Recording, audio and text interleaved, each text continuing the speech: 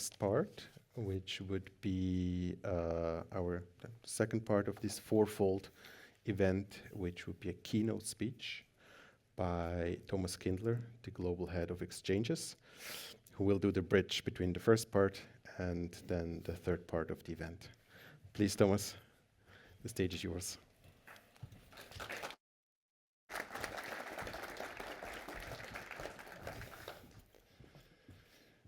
Good morning.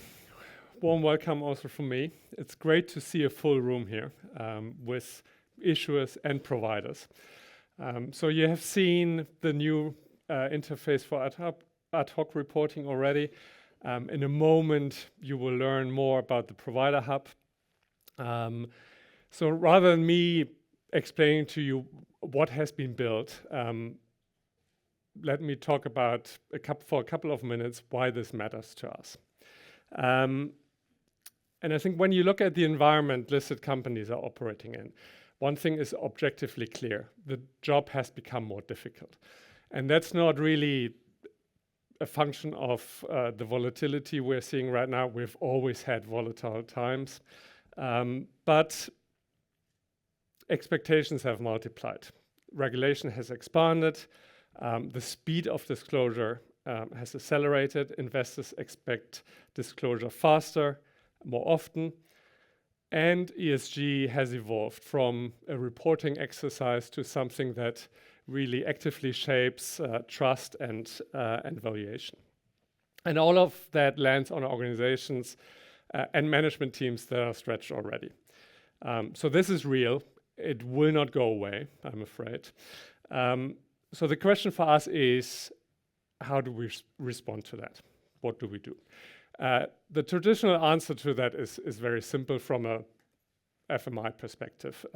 We provide the infrastructure, we run the market, we set the rules, and beyond that, you are largely on your own.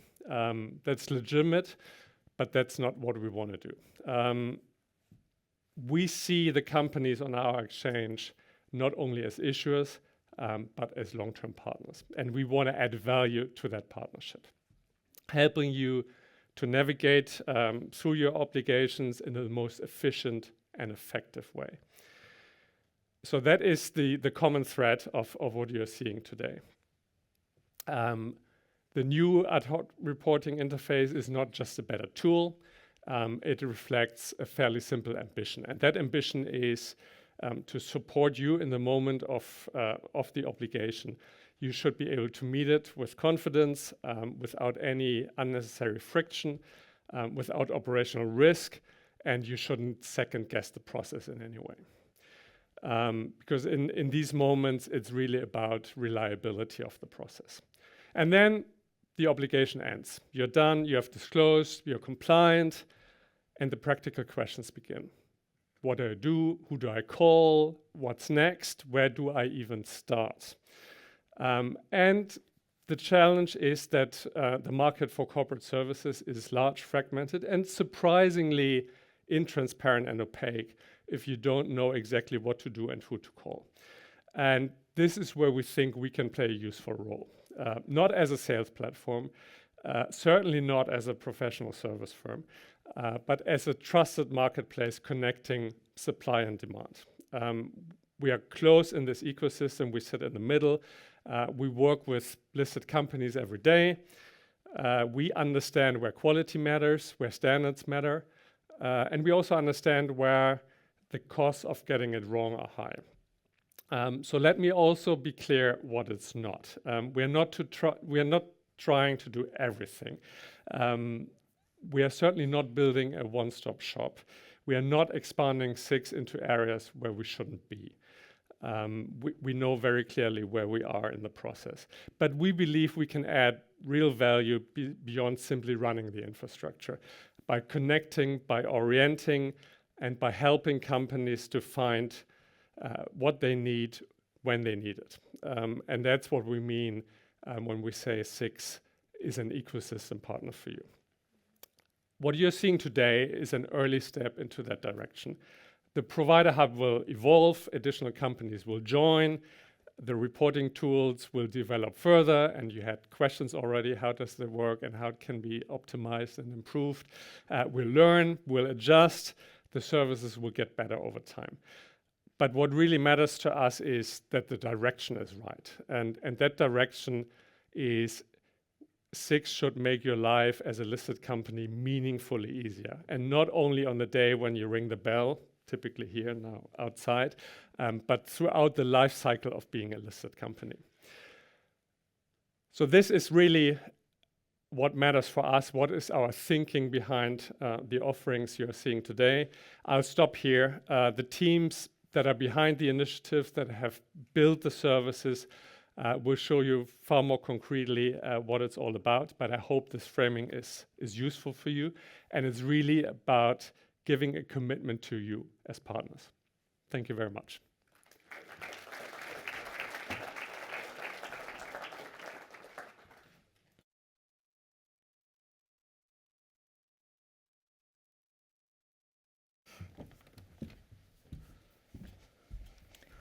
Great.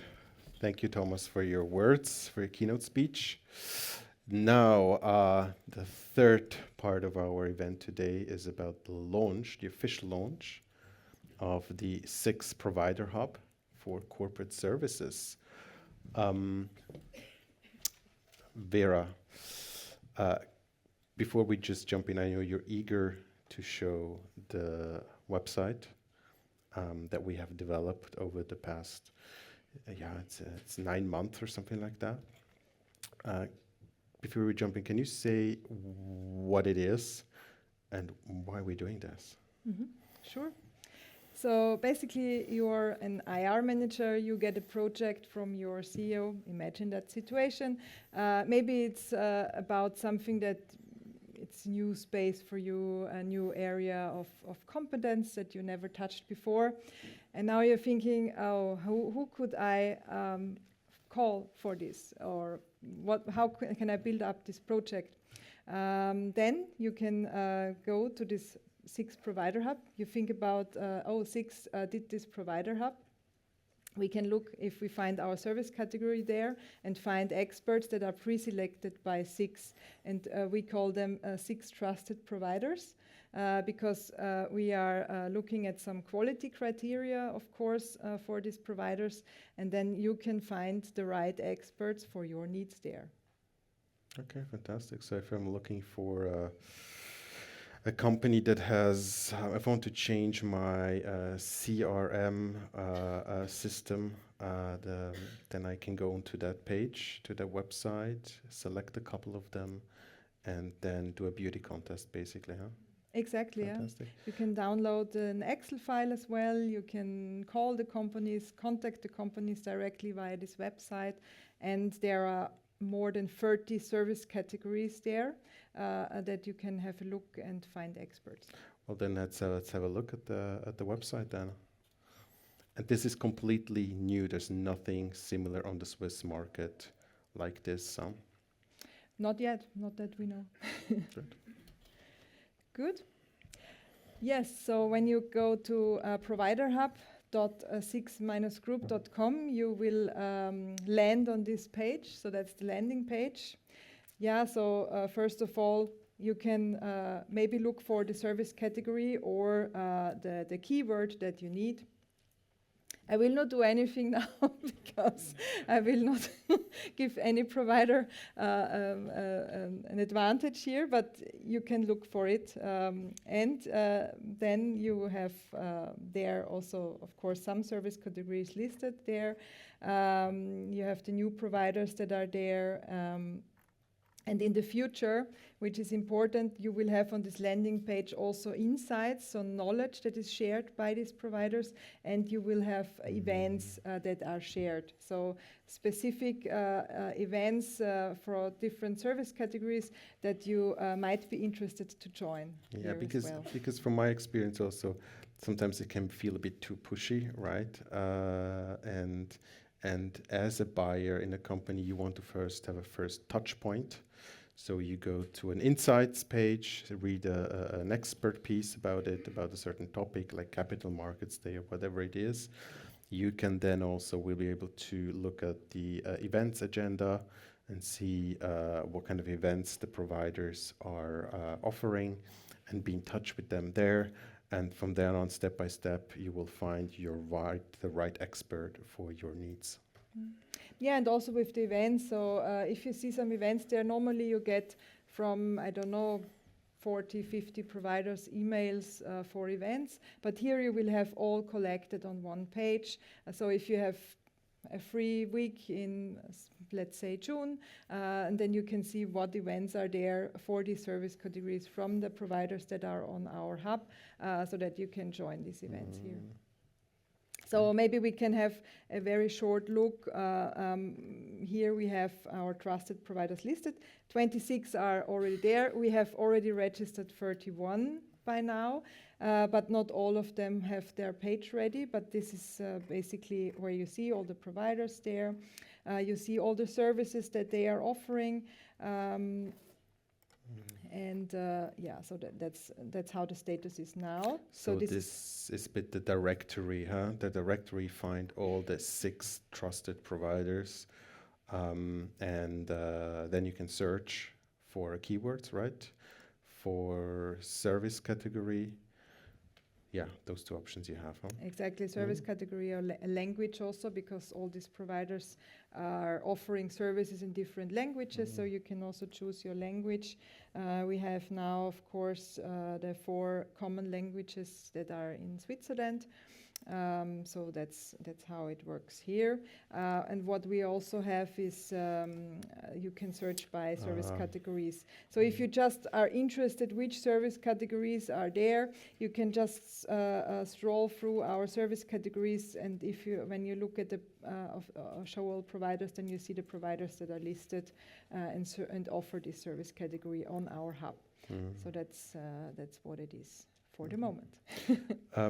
But still, like, just give a quick example still. If I want to find one in, I don't know, communications, I'm a small cap or mid cap, and I really need some support in communications because I don't have it in-house, or just one person is doing marketing, communications, and IR. Where can I find this page? Good, then I go to communication. So every profile that has now communications in will come. So it's 14 providers that offer communication services here already. Well, yeah, you can scroll through it. You can see also what are exactly the communication areas that they are covering. Yeah, I think with that. Okay. And if I go under services, for instance, if I want to go financial communications, or what do we have here? If I scroll down a little bit, do we have the communications in here? Where do we Yeah, we find have, them? for example, crisis and change communication. Yes, for we instance. have corporate reporting, for example. We have IR advisory we have as well, huh? we have IR advisory as well. For all the companies who do IR advisory, maybe you just want to click on that one, and we can find 6 results that have communication and IR advisory, and maybe we want to have a certain language. We want to have a German-speaking provider. Then all the German-speaking providers will appear here on this. Fantastic. And you can then also export them at some point also via Excel at some point. Exactly. Yeah. Good. Fantastic. Yes, maybe just get a mic. Wait for the mic. Wait a second. She's just over there in the second row in front. Yeah.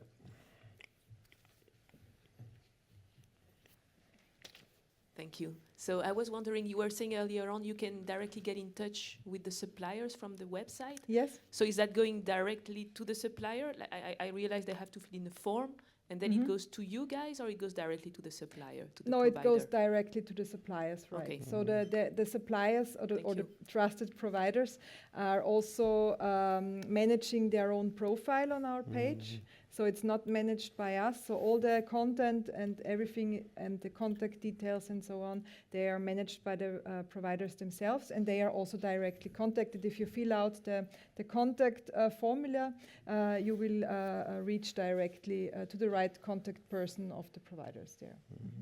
Can we maybe just show one of the examples of the we don't want to give any benefits to one of them, but just pick one of them maybe quickly. Okay, we have Dynamics. I think, I don't know if you know Dynamics,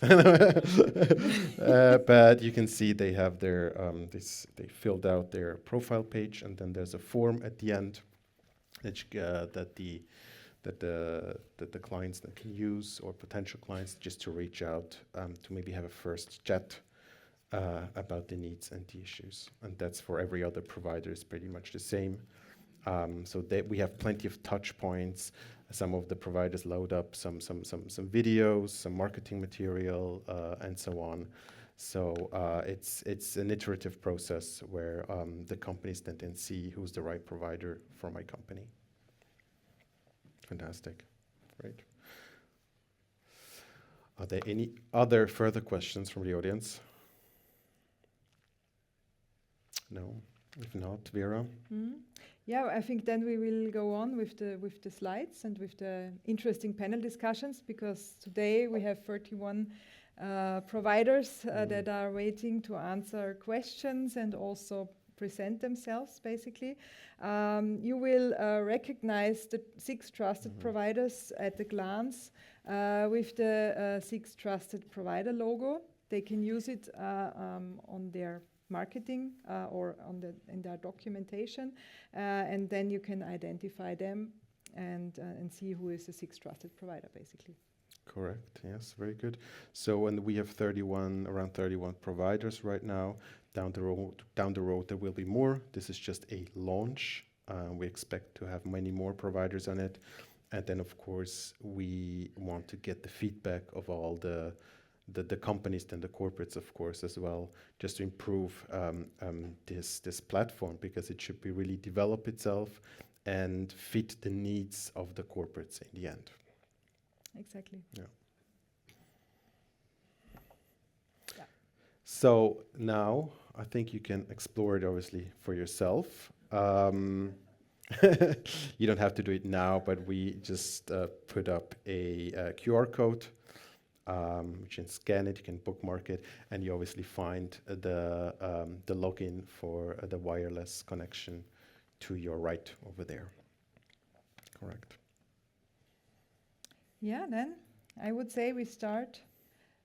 Yeah, if there are no further questions, I think what we have planned is for today is we wanted to present all these providers, because we don't want to keep it in the abstract, obviously, just on a platform. So we have them here. We organized 5 panels today.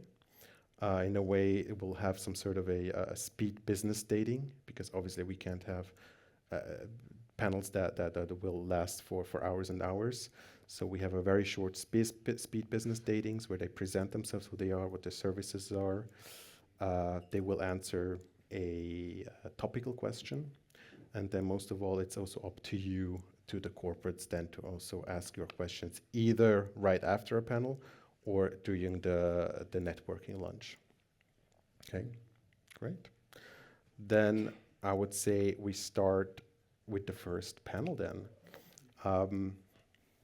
Can I call up the first panel, which is boardroom readiness, governance, leadership, and pay under stakeholder scrutiny. May I call up Malte Müller, Rob Hartmanns, Beat Schweitzer, Wolfgang Müller, and Yves Mauchli, and Michael Oplu-Stiel.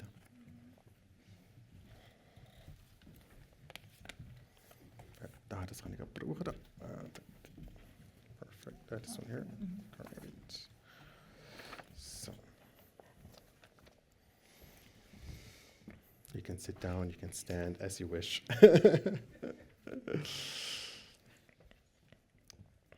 Good, then maybe we start with you, Malte. Maybe you can introduce yourself. Thank you.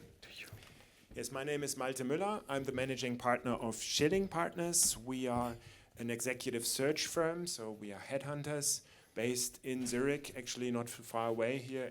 Our office is in the Prime Tower.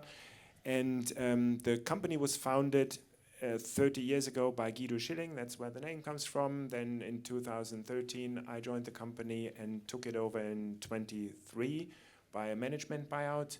And since then, we are expanding the business to every single industry branch that is applicable to Switzerland. So we have 10 partners which have their special areas, for instance, in banking, in insurance, public sector, in life sciences, in consumer goods, and my personal focus is industrial goods and energy. And before Schilling Partners, I've been 12 years with the Boston Consulting Group as a strategy consultant. Fantastic. Thank you. Yeah, I just may hand the mic to the next person right away. Maybe just do a short introduction of you guys, and then we go over to the questions. Fantastic. Thank you. Thanks a lot for the introduction. Happy to be here as well. Beat Schweitz, my name, representing EY today. Not today, tomorrow as well, of course, if you reach out to me. I have one job only, even though I do lecture also on some universities, but it's always for EY. I have a lot of experience actually in corporate communications, investor relations, and mainly focusing on sustainability. So if you want to talk about topics with me, that's the best chance you got to give a good answer. But obviously, as one of the largest consulting firms globally, we have 4 service lines actually. We do a lot of consulting across different topics like risk, like supply chain, like tech, AI, big topic of course for us as well, accounting, gap conversions, etc. We have a strong presence in IPO readiness and IPO team as well. We have tax colleagues here with me as well, focusing on M&A transactions, strategy overall, and of course reporting disclosures, that's also part of it. And all of us forget it, we also do a little bit of audit, not to forget about that one. So it's quite broad that we do. We have a global presence of over 400,000 people globally, but we're also very strongly focused locally across 10 offices in Switzerland. So yeah, our USPs, I would say, very much integrated. We don't work in silos. We work very strongly across different fields and different countries, different teams. I think that's also what the clients request, the interconnectivity. And of course, more and more now, this is really powered by technology and AI. That's a big thing that we invest into. Yeah. And that's also shaping then our corporate culture, how we work together, and we're not replacing people. That's not the narrative that we're going for. Of course, we need to have the conversation about efficiencies and what the implications are. But overall, for us, it's all about long-term and strategic value creation for companies and for the stakeholders. Fantastic. Thank you. Good morning, everybody. My name is Rob Hartmans. I'm an equity partner of Hirzel Neff Schmid Consulting. That's quite a complicated name. We are famous, well, you call us Die Konsulenten or maybe HNS. I'm here, I'm not a managing partner. We don't have a managing partner. We have also just a consultancy of 12 partners, and we have a management committee, and I'm part of that, and that's why I'm here today. So if you're working with us, you just work always with the partners. We don't have employees, we don't have a middle layer, or we don't have juniors running around. We are just, if you're working with Hirzel Neff Schmid, then you're working with always with a partner. We are busy in communications and public affairs. We deal with all the topics that communications is about. And we have offices in Zurich, Bern, and Geneva, and we are always also part of a huge international network, so we can also work abroad if needed. We are very happy to be part of this provider network and part of the SIX ecosystem, and I hope you enjoy the day. Fantastic, great. Yes, good morning, Wolfgang Müller of MLL Legal. As a legal advisor, we advise issuers and banks for more than 30 years in all kinds of capital market transactions. We focus on equity capital markets and there on the mid-market transactions between 150 and 300 million. One One special experience we have is working as a so-called transaction counsel, meaning being the sole legal advisor on a transaction. So we have built up a good reputation over the years in this respect, balancing interests of the issuer and the banks on a transaction. Another specialty is mergers of listed companies. That's a transaction, kind of transaction which is not too often seen. We have done quite a few of them in the last few years. Yeah, and I'm heading our team. We are in 4 offices in Switzerland and also in London and Madrid. Fantastic, thank you. Good morning, everyone. My name is Yves Mauchle. I'm a partner at Baker McKenzie Switzerland and act as co-head of our capital markets team. As an international law firm, we are, of course, particularly focused on cross-border business, but we just as much advise domestic issuers on domestic issues. We are Swiss lawyers here in Zurich and have the local expertise and market knowledge, of course. The offering is full service. We do all kinds of equity, all kinds of debt, any capital markets product you can imagine, public M&A, and of course, ongoing legal and regulatory compliance. A nice example of a recent mandate on which we advised was the IPO of Sentiel less than 2 weeks ago, where they rang the stock exchange bell over there. This came from the restructuring of the Hochdorf, which was in a multi-year process, restructured, put back into form to be able to adopt a new business. And this now led to the reverse merger with Sentiel and a very successful start at the stock exchange. Fantastic, thank you. Thank you very much. My name is Michael Oplustil. I think I'm representing the youngest companies here on the stage. So as a company, we're very young. We have just been founded 3 years ago, Embera Partners, but we're run by senior advisors, by senior people. Basically, we have 2 business lines, that is strategic investor relations advisory and mergers and acquisitions, where we are running a business intelligence business. So we are basically focused on the data around shareholders, which are stakeholders to most of you in this room. And just to give you an example, and why our founder, Andreas Posawatz, which might some of you know in the room, is not present here. We are currently working on an acquisition. A big Italian bank is trying to buy a big German bank. That's quite a busy project currently, and there we are a small part of one of the teams. And I think that gives you a flavor of about what we are doing. Thank you. Fantastic, thank you, Michael. Good, then I would say we start in the questions round. Leadership quality is certainly a core driver for everyone. So maybe I can ask a question to Malte. How have investor and board expectations of executive leadership profiles changed over time? Okay, thank you for this question. I see basically 2 major trends or 2 major implications for investor and board expectations. One is the hot topic of artificial intelligence. I mean, this is really a core driver that you will also see in every requirement on a C-level position or a board-level position. I think this is nothing to be delegated to a digital department or anything like this.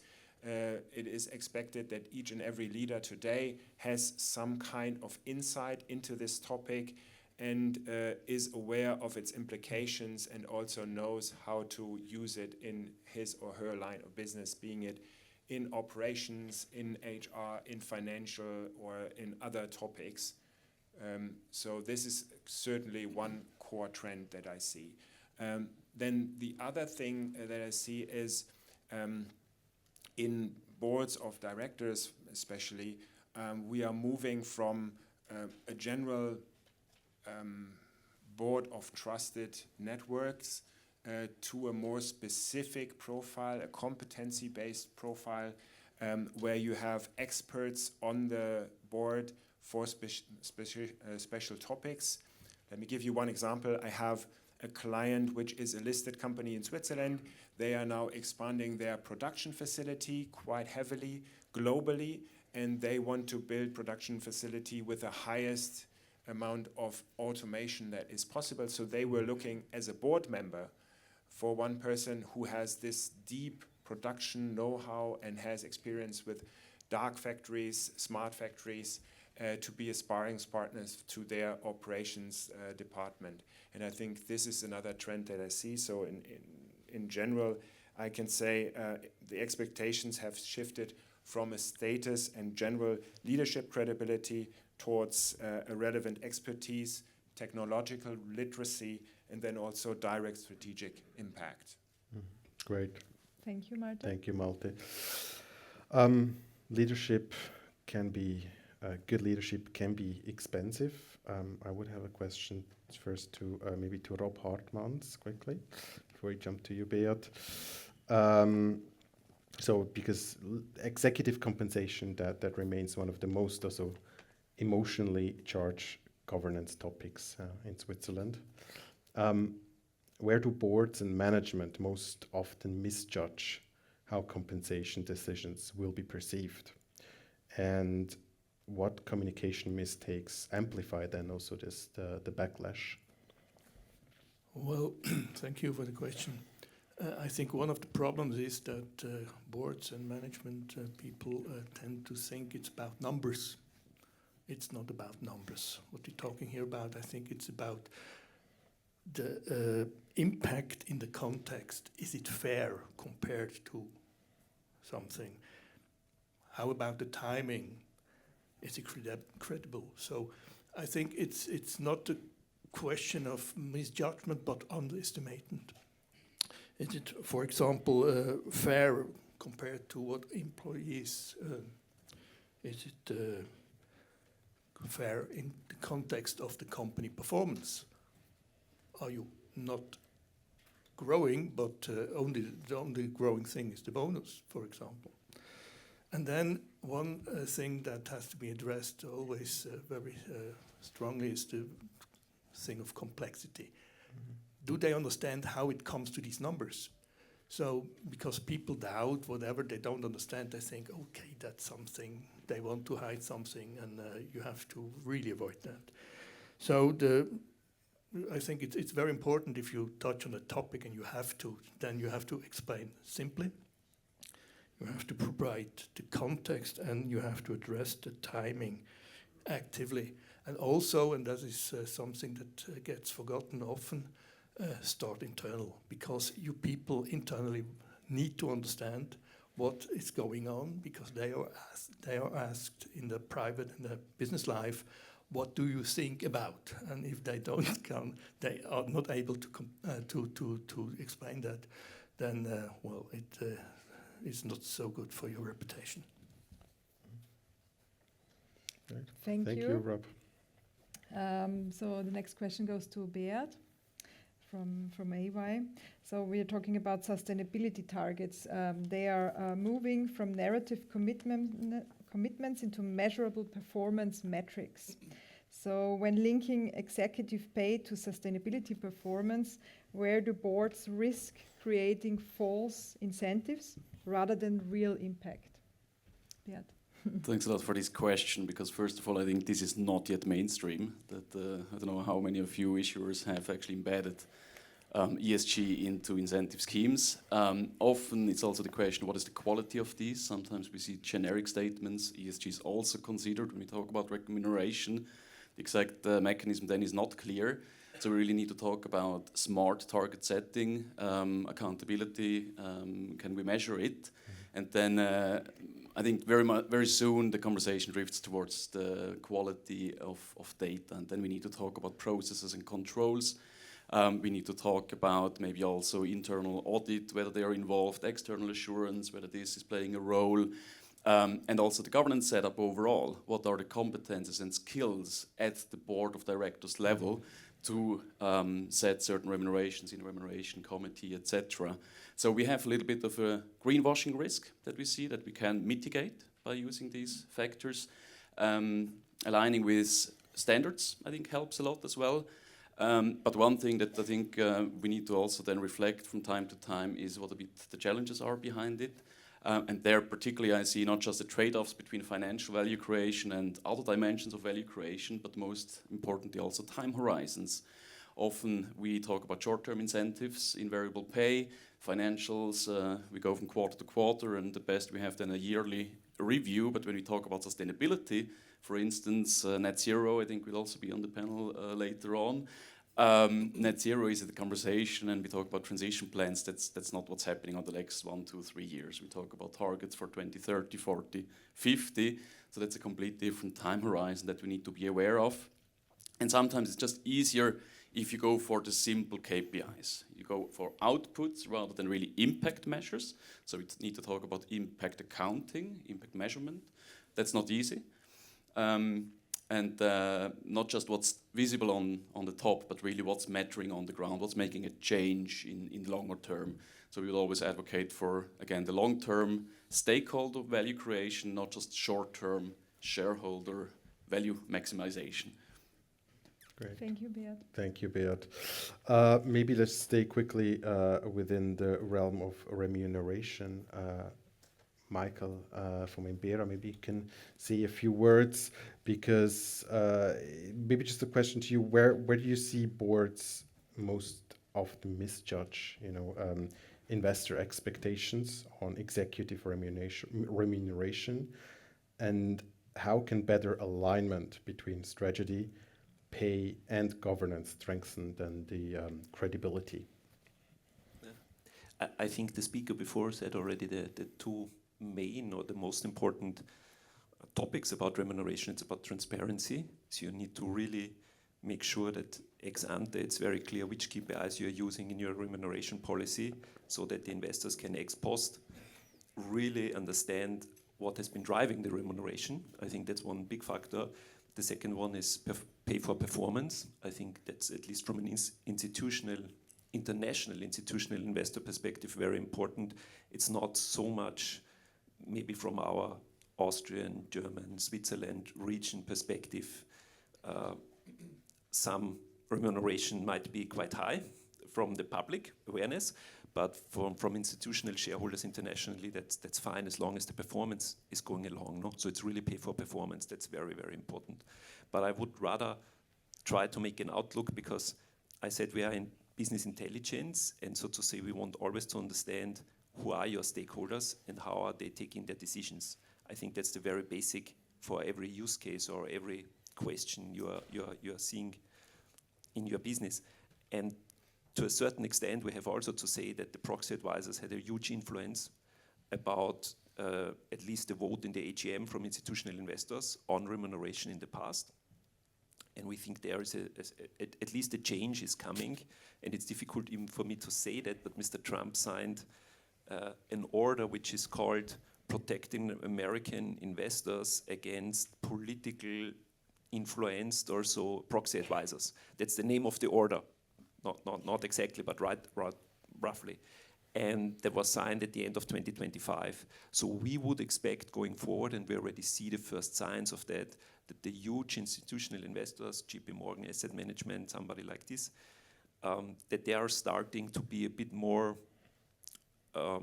they start to do their own homework, or to take their own homework more seriously. So you will see a more diversified opinion from institutional investors going forward if they look at your AGM, and I think that's where remuneration always has a big part, your remuneration policy, and then the remuneration report and the outcome. Thank you, Michael. Thank you, Michael. Thank you. Good, so then we continue with a question to Wolfgang. Once listed, companies operate under permanent market scrutiny, not just at reporting dates. So where do newly listed companies most often underestimate the realities of being public, and which post-IPO decisions create the greatest legal and capital markets risk? Yes, in our experience, this has much to do with investor relations, corporate governance, and disclosure structures and processes. So yeah, let's look at a few examples. First one being public obligations, managing these obligations, for example, relating to ad hoc publicity, management transactions, disclosure of shareholdings, requires obviously the respective structures and processes, and more importantly, they also need to be known within the company. Not managing this properly, the resulting risk obviously is investigations and maybe also sanctions by SIX and also FINMA. Second, committees, working with newly established committees like an audit committee. Sometimes it's treated as a formality, but it is often underestimated how quickly a market notices if corporate governance structures are not properly in place, and the resulting risks can be loss of credibility, it can be investor backlash, but also obviously proxy advisor criticism. A third example, the half-yearly and yearly reporting cycle. So that you maybe remember from your IPO that maybe kind of a stress test, the first ones. And yeah, if, for example, the narrative diverges from the IPO equity story, then loss of trust is imminent. And maybe a last example, shareholder engagement. So if executives speak to shareholders in one-to-one meetings or give interviews to journals, obviously they always have to keep in mind not to selectively inform, not to unequal inform. That sounds easy, but it's sometimes difficult in a certain situation, and obviously this can also the resulting risk is also loss of trust, and especially by institutional investors. And I think all these examples show that it's not always easy to change mindset and actions from being a private company, from acting as a private company to a public company, and that's certainly a field many experts, advisors here can assist. Fantastic. Great. Thank you. Maybe then also go to another law company, law firm, Yves Mauchle from Baker McKenzie. Staying with the topic of listed companies, where do boards of newly listed companies or listing ready companies most often focus too narrowly on formal legal compliance? And then also which governance or disclosure gaps tend to surface only once investor scrutiny, proxy advisors, and just market practice set then finally the benchmark for it? Thank you. I would start by saying out that life at the stock exchange, as many of you know, starts with all those regulations and trainings prepared by us lawyers, right? And I would say almost all issuers in Switzerland and at SIX are good and compliant issuers. They take these frameworks seriously, all the organizational regulations, insider regulations, committee charters, ad hoc policies, management transaction reporting manuals, and everything we do for them. But there's a difference between a good and compliant issuer and a great issuer. And I would make 3 points.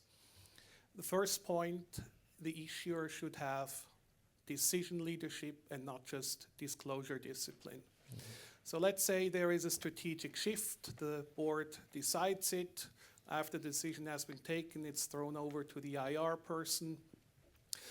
Maybe they briefly check with the lawyers on the wording and they put out a very weak narrative. The disclosure is an afterthought, not part of the decision.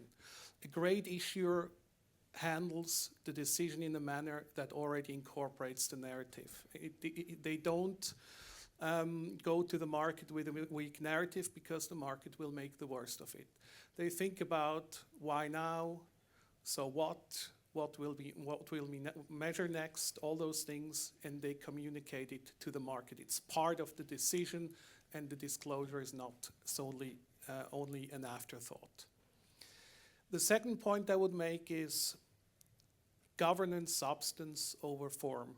You have a lot of things to tick the box to be compliant, but as he already said before, if the governance substance is weak, for instance, you put out an incentive plan, you disclose what is required, but the KPIs are vague, maybe there are some perverse incentives, you will have investors coming back and proxy advisors and potentially also attract activists. Great issuers don't do that. They think about it beforehand in their communication.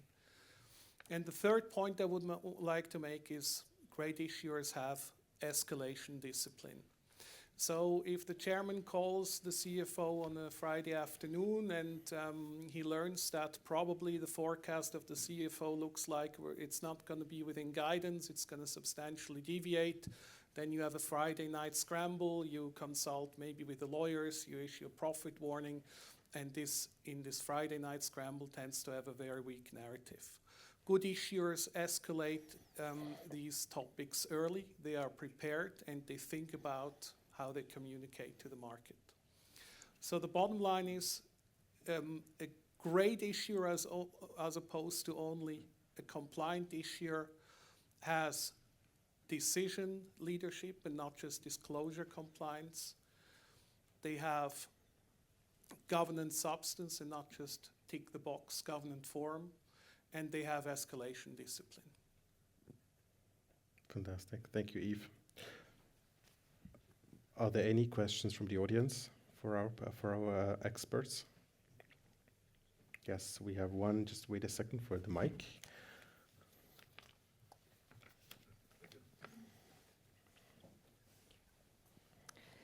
Yves, just on the final points that you mentioned, as an IRO, quite often you're not privy to those conversations that are taking place.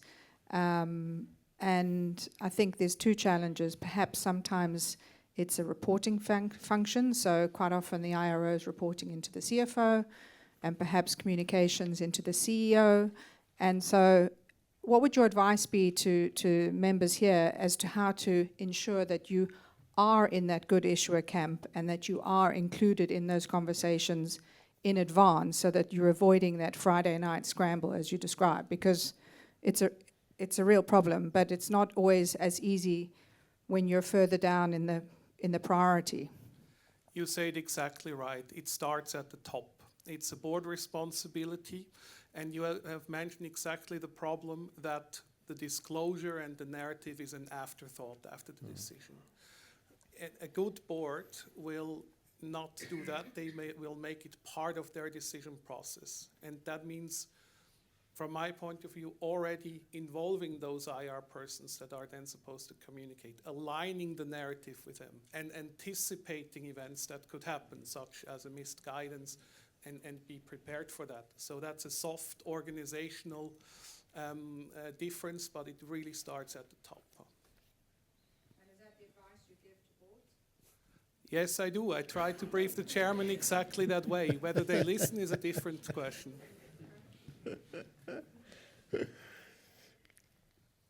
Are there any further questions from the audience? If not, I would say I thank our experts for being here, for your opinion, and would call up the next panel then. Thank you. Super, Dankeschön.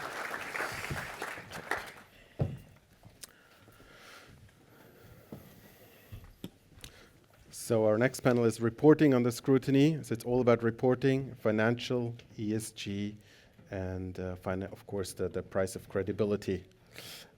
Yes, thank you. Just go. I can give this to here. So put it in its eyes.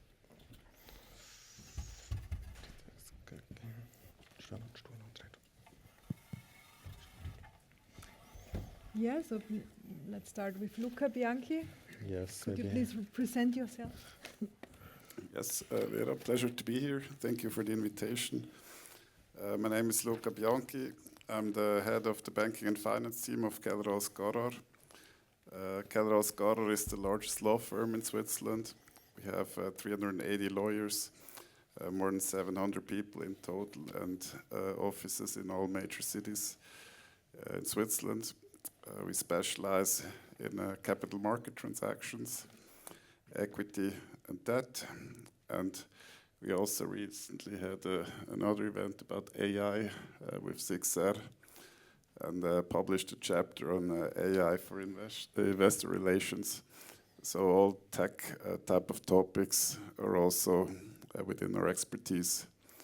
In terms of industries, we also are very strong in life sciences, real estate, tech, and primarily in the small mid-cap segment.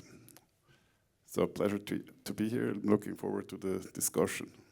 Thank you. Manfredi, please. Good morning, everyone. Manfredi Fiorillo, representing KPMG. I'm a senior manager in consulting. Senior manager somewhere in between, let's say senior enough to be invited to events, junior enough to still do work on projects, contrarily to partners, perhaps. So I'm a sustainability advisor. I focus on a lot of different fields, from circular economy to climate transition planning, climate risk and resilience, supply chain resilience, and so on. My team is a wonderful team, and we're trying to really transform, let's say, the sustainability ambitions and also obligations that companies have into value creation and value preservation initiatives. Most of you know KPMG already. I think we do work with most of you in one way or another. And obviously services span across audit, assurance, financial services, M&A, IPO readiness, and so on.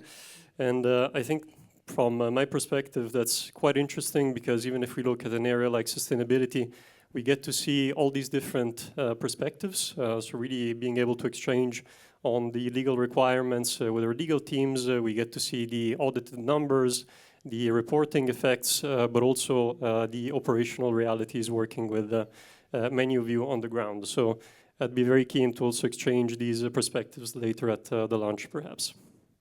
Thank you. Yeah, thanks for having me. DFG was founded, I had to calculate before, 27 years ago, where two PhD candidates out of Munich had the crazy idea that sustainability and CSR and now ESG or whatever term you want to take should be done properly, following a methodology, right? Should be, there should be a certain proof on that. It took quite a few years until the rest of the world came to the same conclusion, and now we're sitting here, right, where we see, let's say, the synergy between the old world and the new world, the financial world, and with all the new obligations and regulations. So we help listed companies, German Mittelstand down to SME, to cover all those topics, right? Because there's still, in many corporations, not enough personnel, not enough knowledge to really carry out all the necessary obligations, as we heard more often today, to do the reporting, to do the calculations on the carbon footprint, to set climate targets, to work on the CSRD requirements, and so on and so far. I joined 22 years ago, so quite young to the company here, as the first employee. And we have also the benefit really to support with many of the initiatives we make, like Science-Based Target, like EcoVadis framework, like CDP and others. The large corporations, the OEMs, right, who want to get the data from the supply chain, who want to verify the product carbon footprint, who want to verify the targets, as well as the smaller companies to really have to fulfill those requirements in a certain way. Hello everyone, my name is Marco Hafner. I'm a director with PwC, representing PwC today. We are very happy to be a trusted provider for the SIX, and I want to give just very brief background on PwC in Switzerland. We have around 3,600 employees in Switzerland and operate through 13 different offices. For us, very important, obviously, also to have a local footprint in the various regions. We offer a wide range of services, and I hope some of you had the great pleasure to work with us already.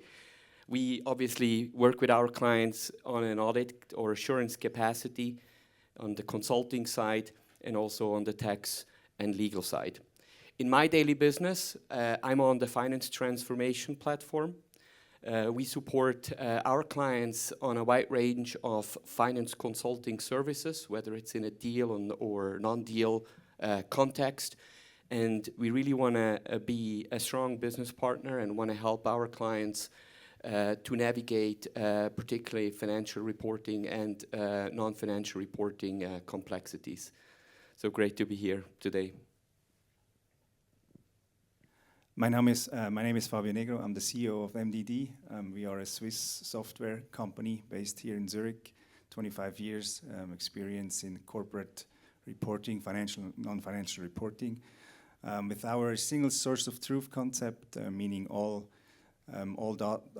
data at one place, we enable companies to produce and publish the reports at the same time, meaning companies can publish a PDF report, an HTML report, or an XBRL report.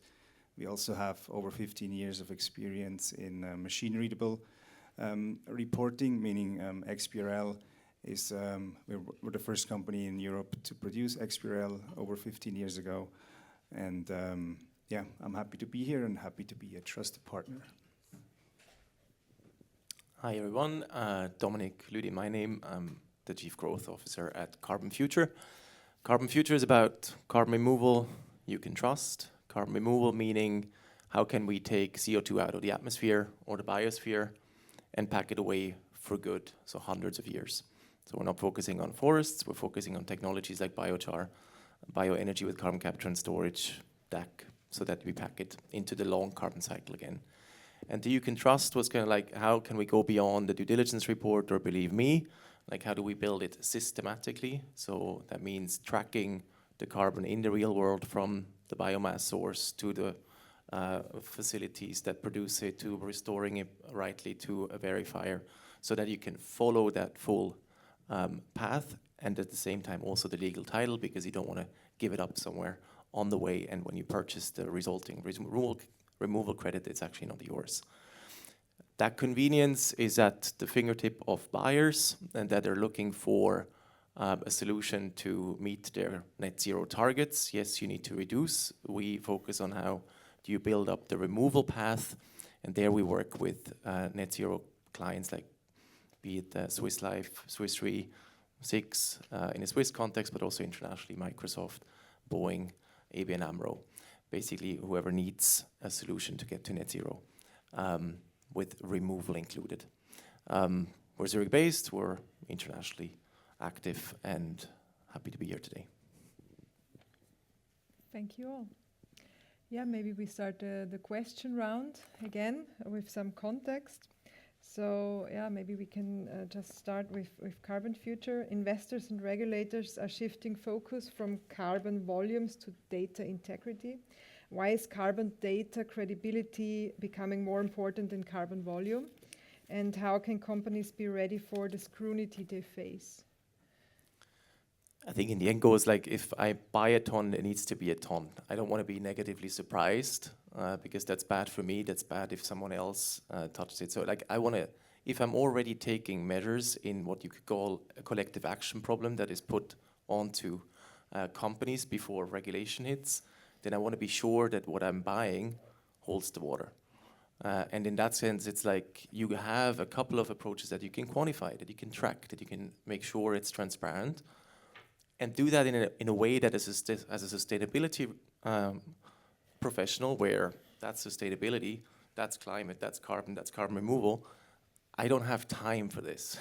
So I want to be able to have a system that does that for me, that makes it credible, that I can actually expose to an auditor and it's clear, and bring that into the market. We've seen has a lot of value in terms of just, there's an answer to trust, and there's a convenience acknowledging that I have other things to do. Fantastic. Maybe just stick quickly with this ESG topic. One question to you, Wolfgang.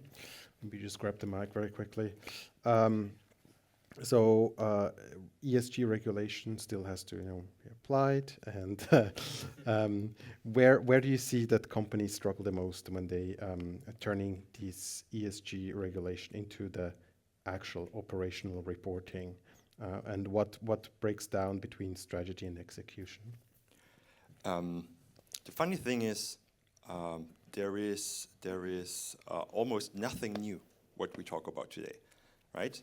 The enforcing frameworks are now kind of new, but how to do things, how to properly calculate a carbon footprint, how to set the climate target, how to do whatever, right, is out there for, in many cases, more than 20 years. But now we are enforced to really suddenly do it because someone is watching, right, and someone specifically looks at the data.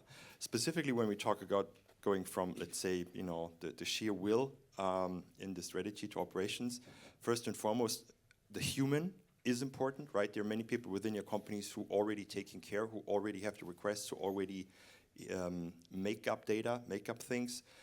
So you have to really explain what this is all about. What is this new acronym we have to follow, right? I mean, if you look at also the plans of the European Union and other states, right, there is more and more and more to come. So it gets more complicated, and you have really to explain your stakeholders, internal and externally, what this is all about.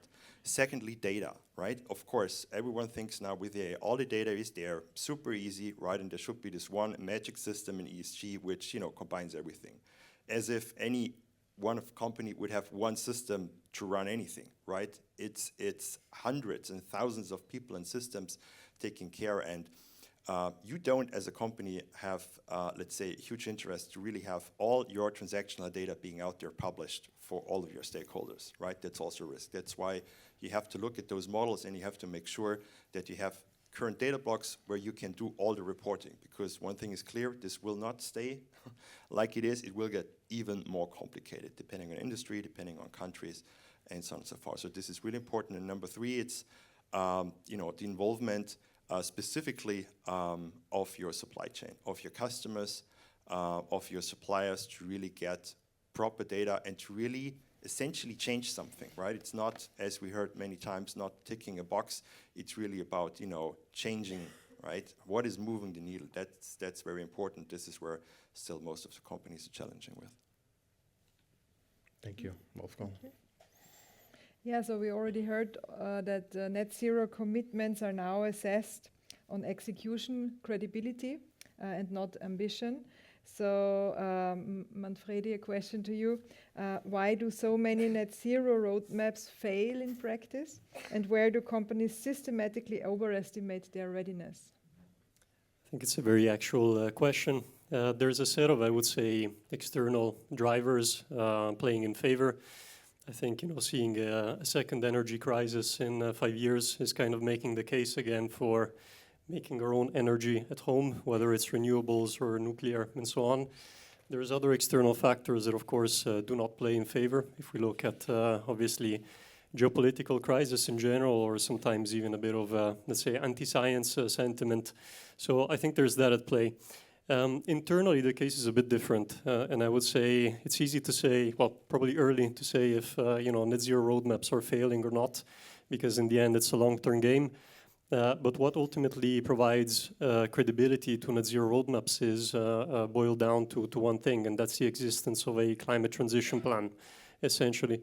I often compare, most of net zero targets out there a bit as a New Year resolution, where you have sometimes a very fancy goal, beautifully communicated, but substantially there's nothing in the back. And we see it often that many corporates, let's say, submit to net zero without actually having done a bit of homework behind, whether it's costing net zero, seeing the feasibility of it, or building a founded transition plan.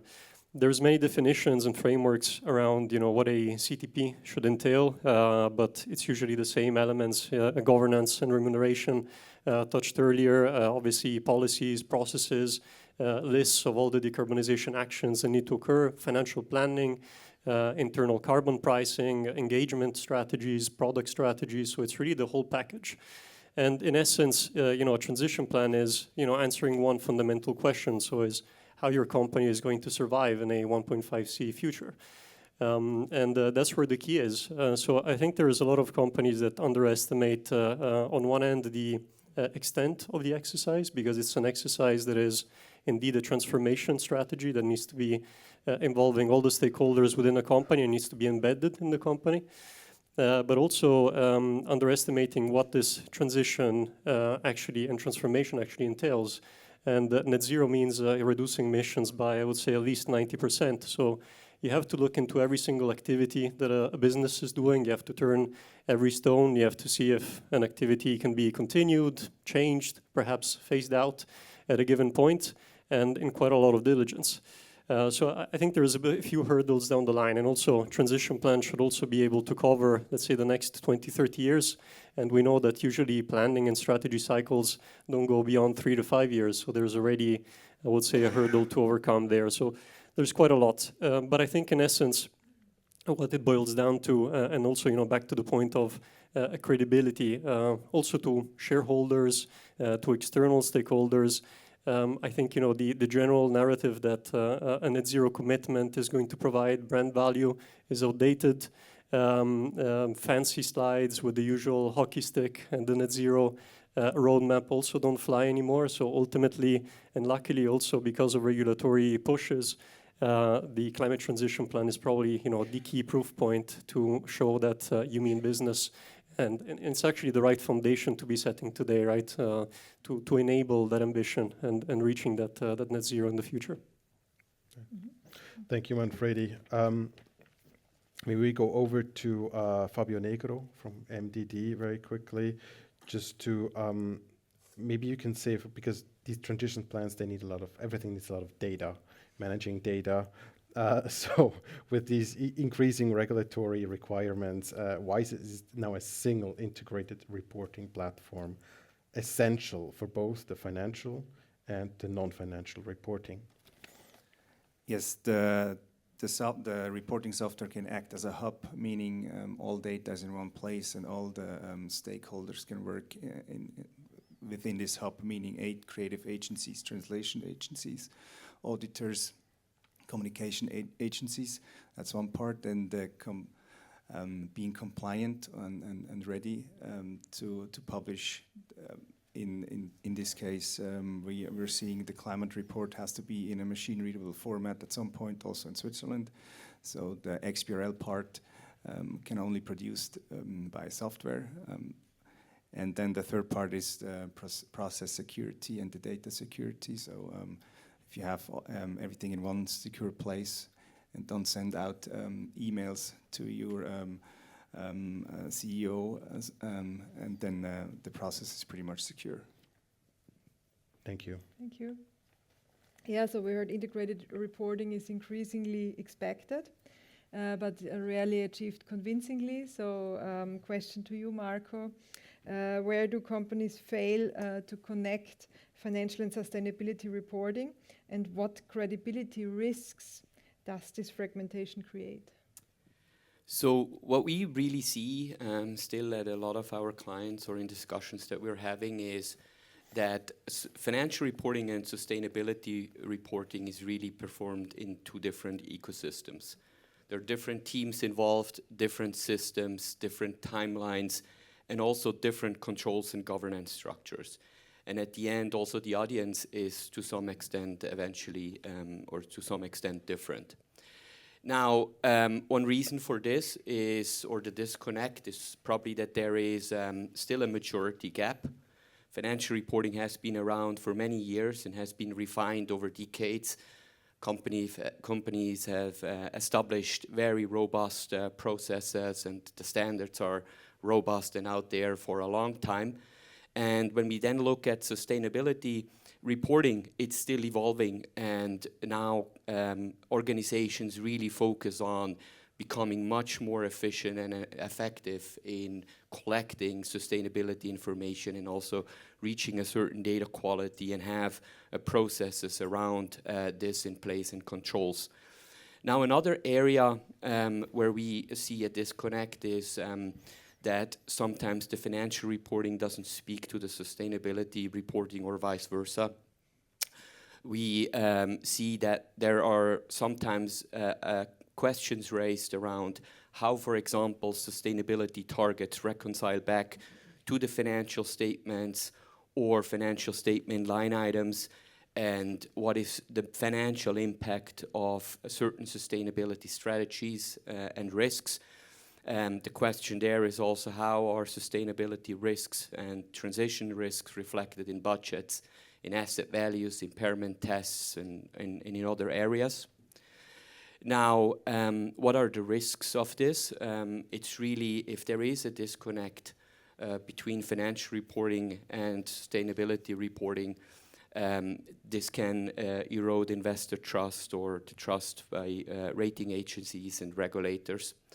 This can increase greenwashing accusations and also expose an organization to additional legal risks. So to sum it up, really, I think we really recommend to integrate sustainability reporting and financial reporting much more, and also integrate it into the value communication of a company. And I think with this, that there can be much more emphasis also on the sustainability reporting. Fantastic, thank you, Marco. Now, a question to Luca Bianchi from Kellerhals about a different type of reporting. So about the disclosure that companies do, which disclosure mistakes most often trigger then the sanctions, the much feared sanctions, and why do issuers keep repeating them in the end, despite clear regulatory guidance? So there's many mistakes that can be made, but predominantly it's ad hoc publicity.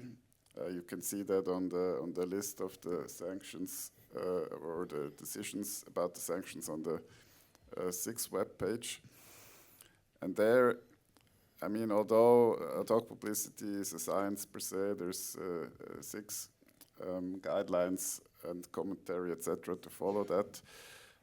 I think the mistakes happen more for cultural reasons or also for process reasons.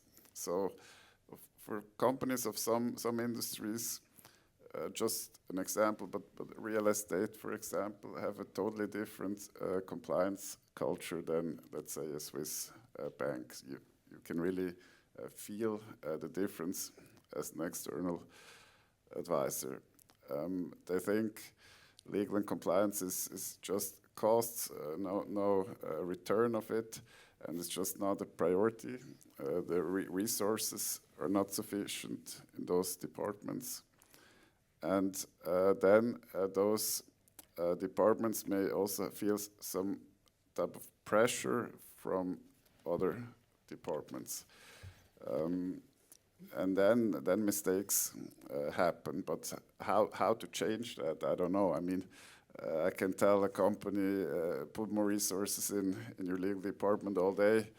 If it's not a priority, it isn't. I think there we just need a culture change to understand we're now a listed company. We have a limited regulation with the 6th regulation, and we need to have the people and process in place to ensure that no mistakes happen in that area. Great. Thank you very much. Are there any questions from the audience? If not, I would thank the panelists, right? Thank you for your expertise.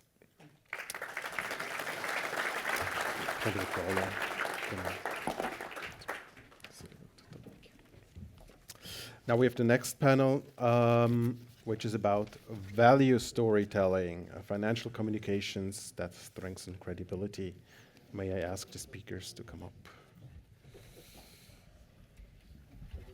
Hallo. Nein, wir kannst meine, dann stehe ich. Ja, du kannst da abhocken. Wir haben gerade beide nebeneinander. Dann kannst du abhocken, von mir aus nicht willst.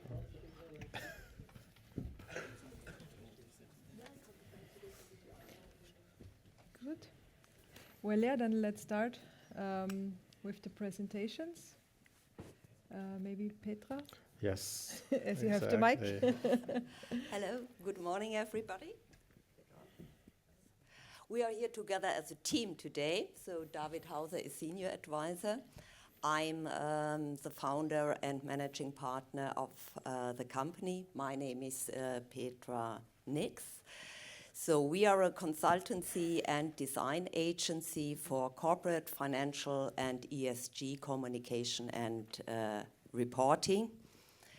We focus on strategic consulting, efficient project management, and clear storytelling and on-point implementation of corporate communication and corporate reporting.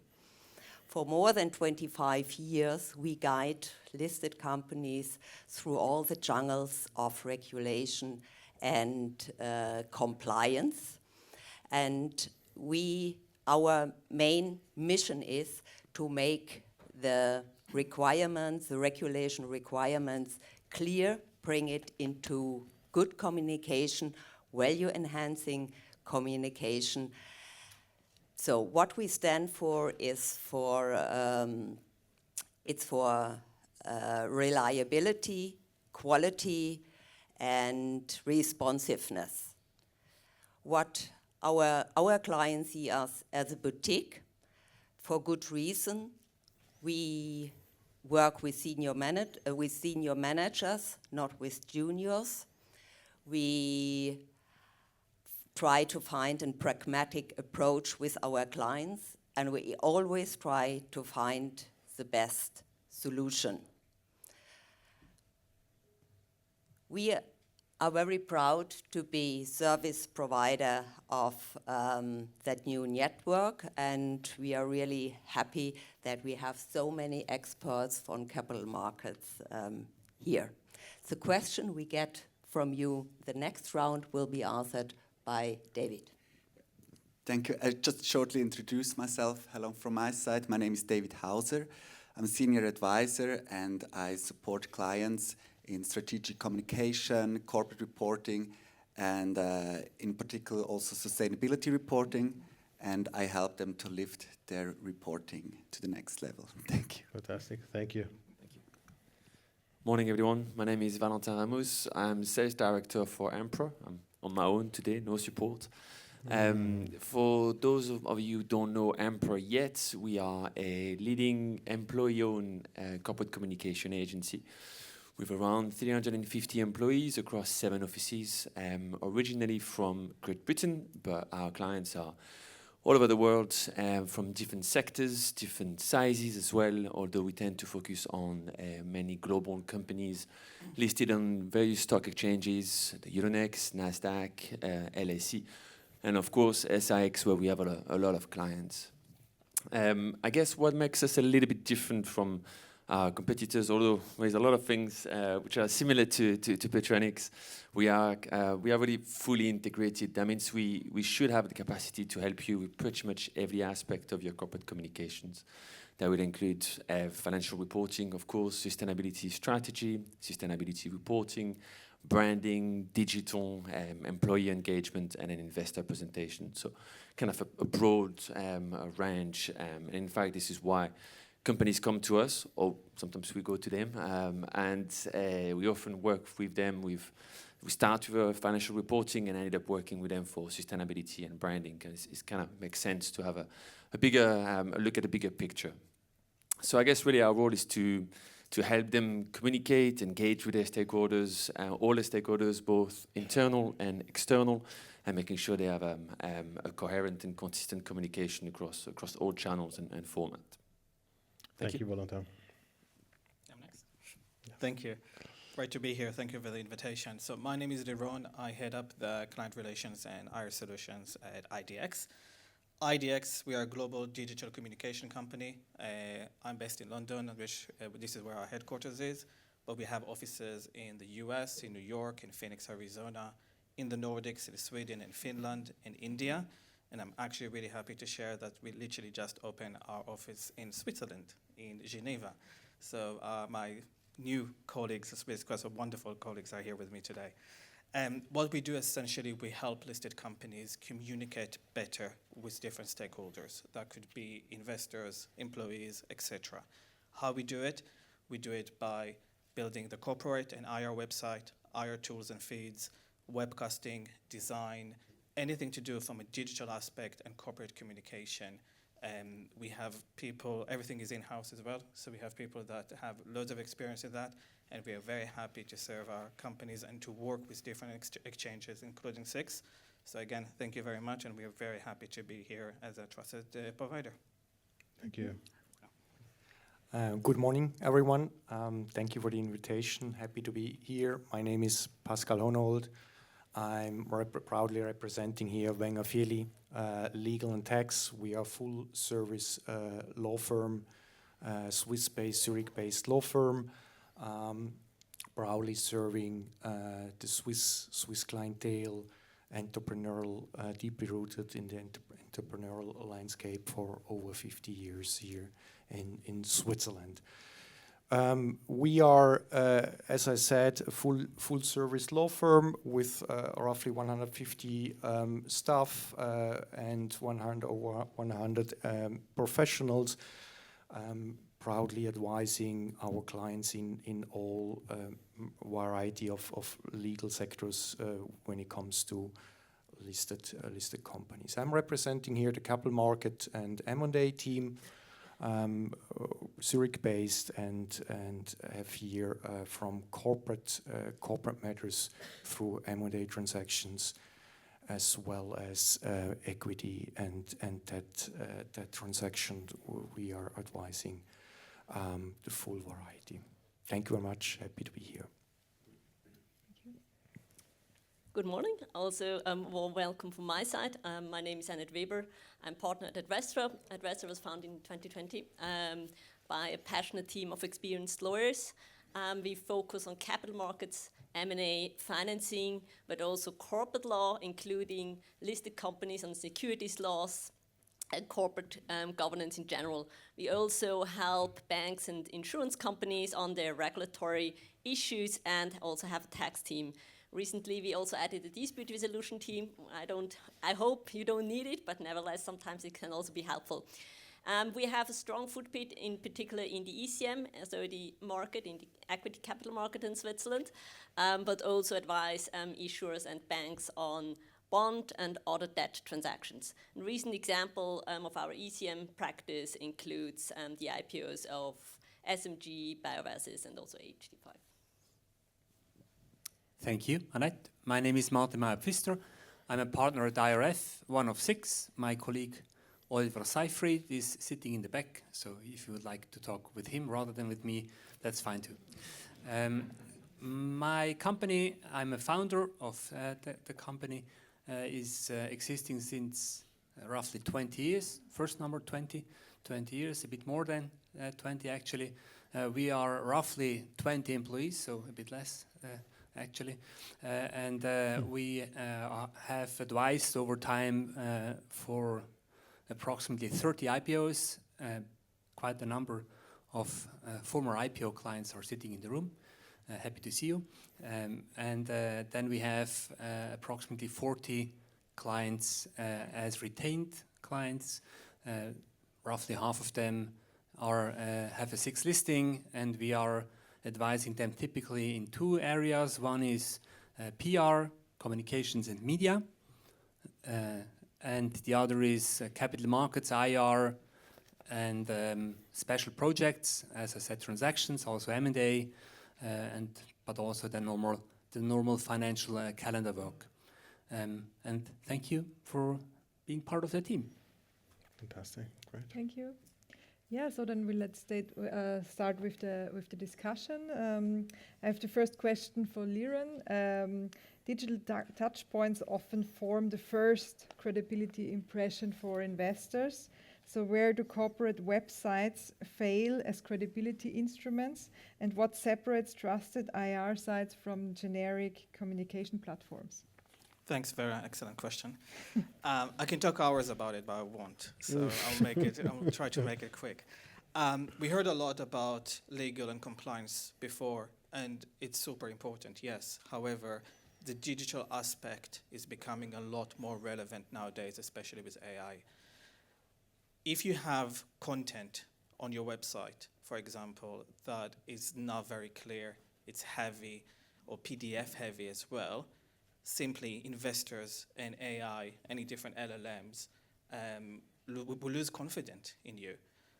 We have two audiences right now for websites. We have humans and we have machine, AI. And they work together, by the way, so it's not separate.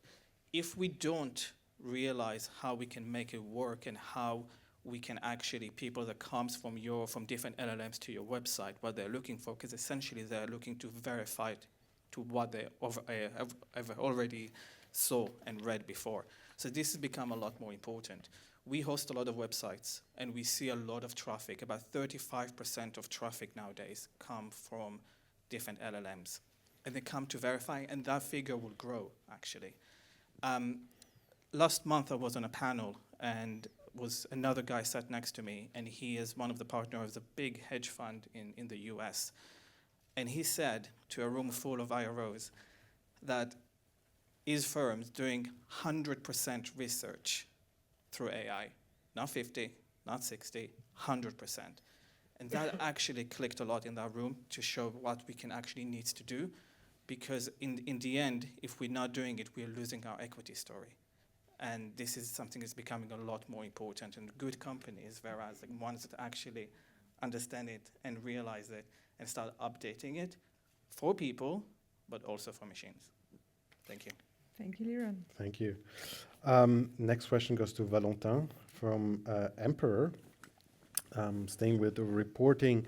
So reporting design is super important as well. Just the eye, just it's very important for the eye, just in general. So where does reporting design help clarity, and where does it start to dilute or distract actually from the substance? Another good question. I guess it's the role of design, and I think it is a very important role of design in reporting, probably even more so now, considering the complexity of the content in report, whether it is ESG or financial content. So I guess the first role of the design is first and foremost to work with the content to make it easy to find and make it easy to understand. So we at Emperor, we always think about the different types of audiences that we have. And if you think about reporting, they are really diverse. So you have the one that might look at the report for kind of 30 seconds, others for 3 minutes, and others, probably a very few of us, for 30 minutes or more. So it's very important to cater for all those audiences. So this is where things such as the right typography, the right layout, navigational elements that come into play. So the idea here is really to make sure you pull out the most relevant and the most important information for all those type of audiences, and you make it kind of accessible. And then accessibility is another very important point when it comes to reporting. And I'm talking here about accessibility in a broad sense of term, which is essentially making sure that everyone has the chance to read and understand the report. So even those with specific disabilities. So we always think about disability, always think about accessibility first, and we talk about accessibility by design. So here there's things such as making sure you don't have text on images, you have kind of the right color contrast, etc. So looking at how your report can be understood by everyone. So that's very important. It's becoming more and more important with a lot of different standards coming into play. So I guess the other thing is about your brand. So the design, when used wisely, can kind of help you bring your brand to life. So if I give you the example of a Swiss client, believe it or not, they make chocolates. They just recently refreshed their brand, and their integrated report was the first major document that was released. So that was a very good way to really give life to the new brand and present it to various stakeholders. I think another thing that a design can do when done wisely, it helps you simplify very complex information. So think about your business model, think about your strategy or your risk in reporting. Sometimes a right infographic or a good diagram will say far more than 1,000 words, for example. And then lastly, and probably the most important, is you can good creativity, good design. It can generate ideas inspired from content and make it a theme for the document, so it makes it far more engaging for all the audiences. That's it. Thank you. Thank you, Thank Valentine. you. So Martin, many reputational risk or crisis start with communication choices rather than underlying performance. So which reputational risks do companies most often create themselves through financial communication? Yeah, actually, I think often it's a combination of the two you're mentioning. Performance is not good and the communication is neither. But let me pick one. One would be financial guidance. Roughly 90% of the top 100 companies at the SIX exchange are providing some sort of financial guidance. Often it's a bit vague. It can also be too specific. It can be too optimistic. And of course, the question is how we provide a meaningful financial guidance over time. And that's a key topic we discuss with our clients, what KPIs to select, what timeframes to select, how to communicate it, etc. You all know the famous concept of over-promising and under-delivering, not just in IPOs, but also over time. And that, of course, has a serious reputational impact. It also has an impact once you miss the guidance, how you do that. Often, again, it's too optimistic. Even the earnings miss is too optimistic, which is leading to a series of revised guidance, which is hurting reputation of management significantly.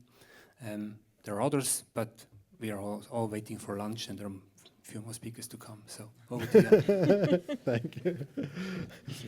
Speaking of all these challenges, I do have a question now to Annette from Advestra. So the IPO is a milestone, right? But rarely the hardest phase for management teams. Which challenges surprise companies most in the years after the IPO? Yeah, thank you. That's a good question. I think like many IPO candidates, or once they have IPO, they think like they have now reached a peak, and often it's rather the base camp, and you start a new journey. And you start a new journey without all the advisors which you had in the past. So where we see in particular struggles in the first year, for example, with the financial reporting, you need to really do that the first time alone. I think that's one of the key points in the first instance. But also down the road, we see there are many hurdles or many surprises, but I would like to pick a few and also kind of already relay what was said. One is the stakeholders. You have a different set of stakeholders which you need to interact and kind of meet their expectations.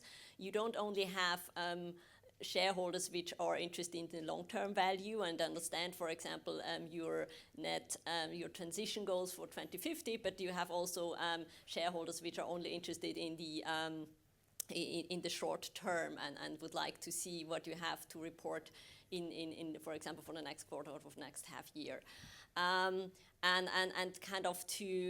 that's kind of an ongoing challenge, which doesn't happen only kind of twice a year when you report and issue your financial statements, but also during the year. And so that's also kind of a real distinction between a privately held company and a public held company. And the last thing which I would like to mention is and which kind of already mentioned by other panelists already, is the disclosure. It is key to communicate in an effective way, not to overpromise, as you said, because if you don't deliver what you have said, it seems to be that you have failed your targets. A correction is also, as always, an implication of your credibility.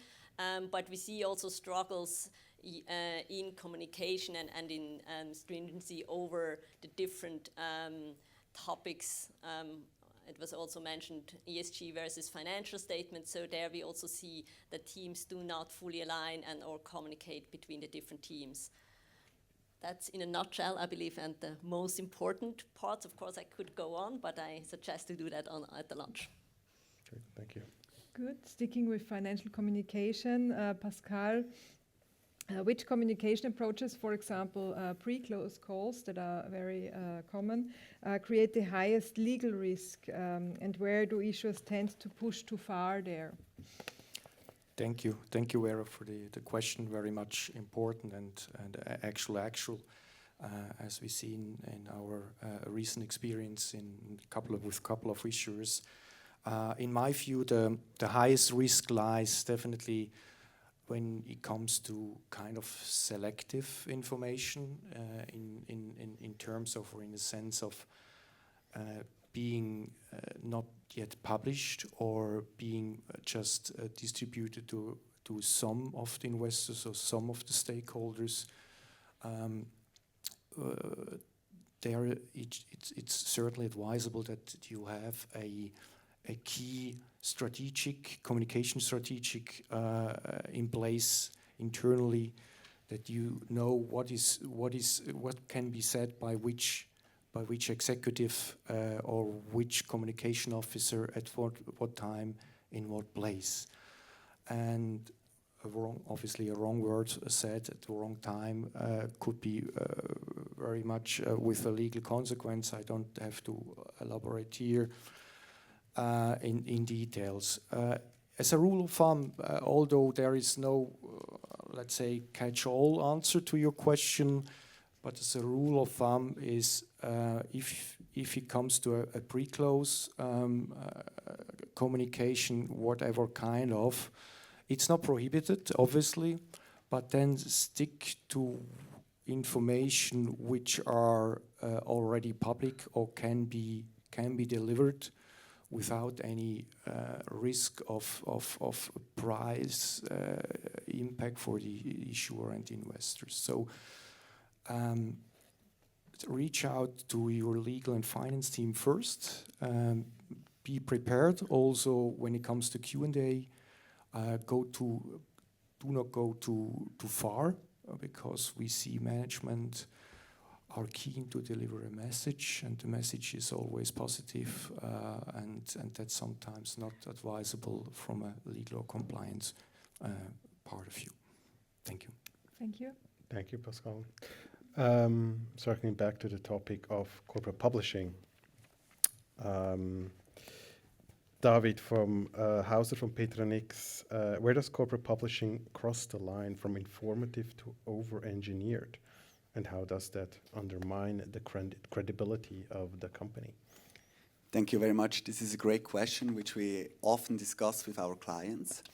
And to make a start with, in many reports, over-engineering starts with good intention. You want to be transparent, you want to have a complete report, and you want to be compliant. However, at a certain point with over-engineering, you lose the reader, and it just starts ticking internal checklists. A clear sign is when a report tries to answer every possible question, which is not possible.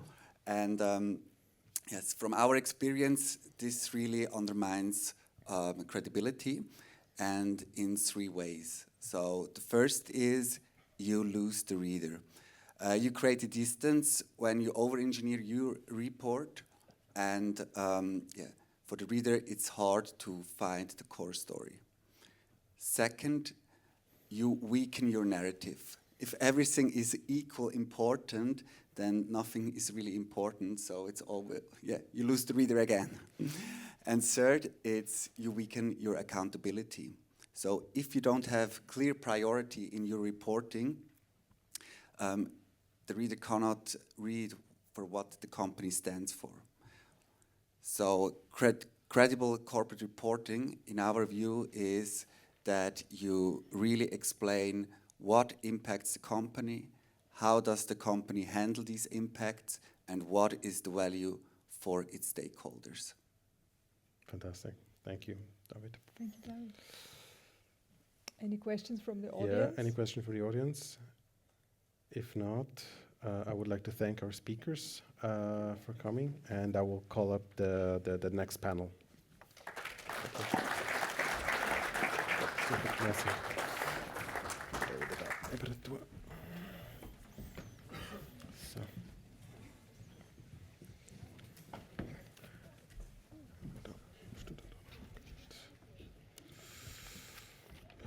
spin it around.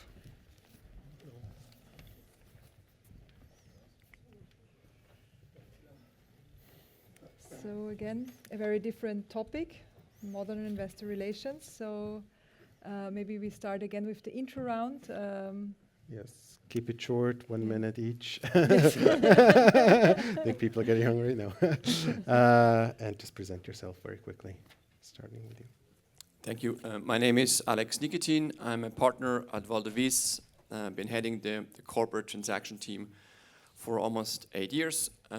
Do obviously a lot of transactions, including capital market, but my specialty, which has developed for the last few years, is really advising the board in a corporate crisis.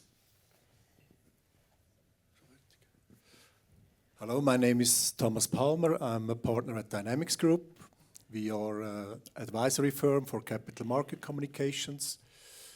So we heard before during the keynote that the capital markets are increasingly complex. We help boards, management teams, IR officers to navigate this complex area, providing the whole service that is needed for investor relations and also transactions.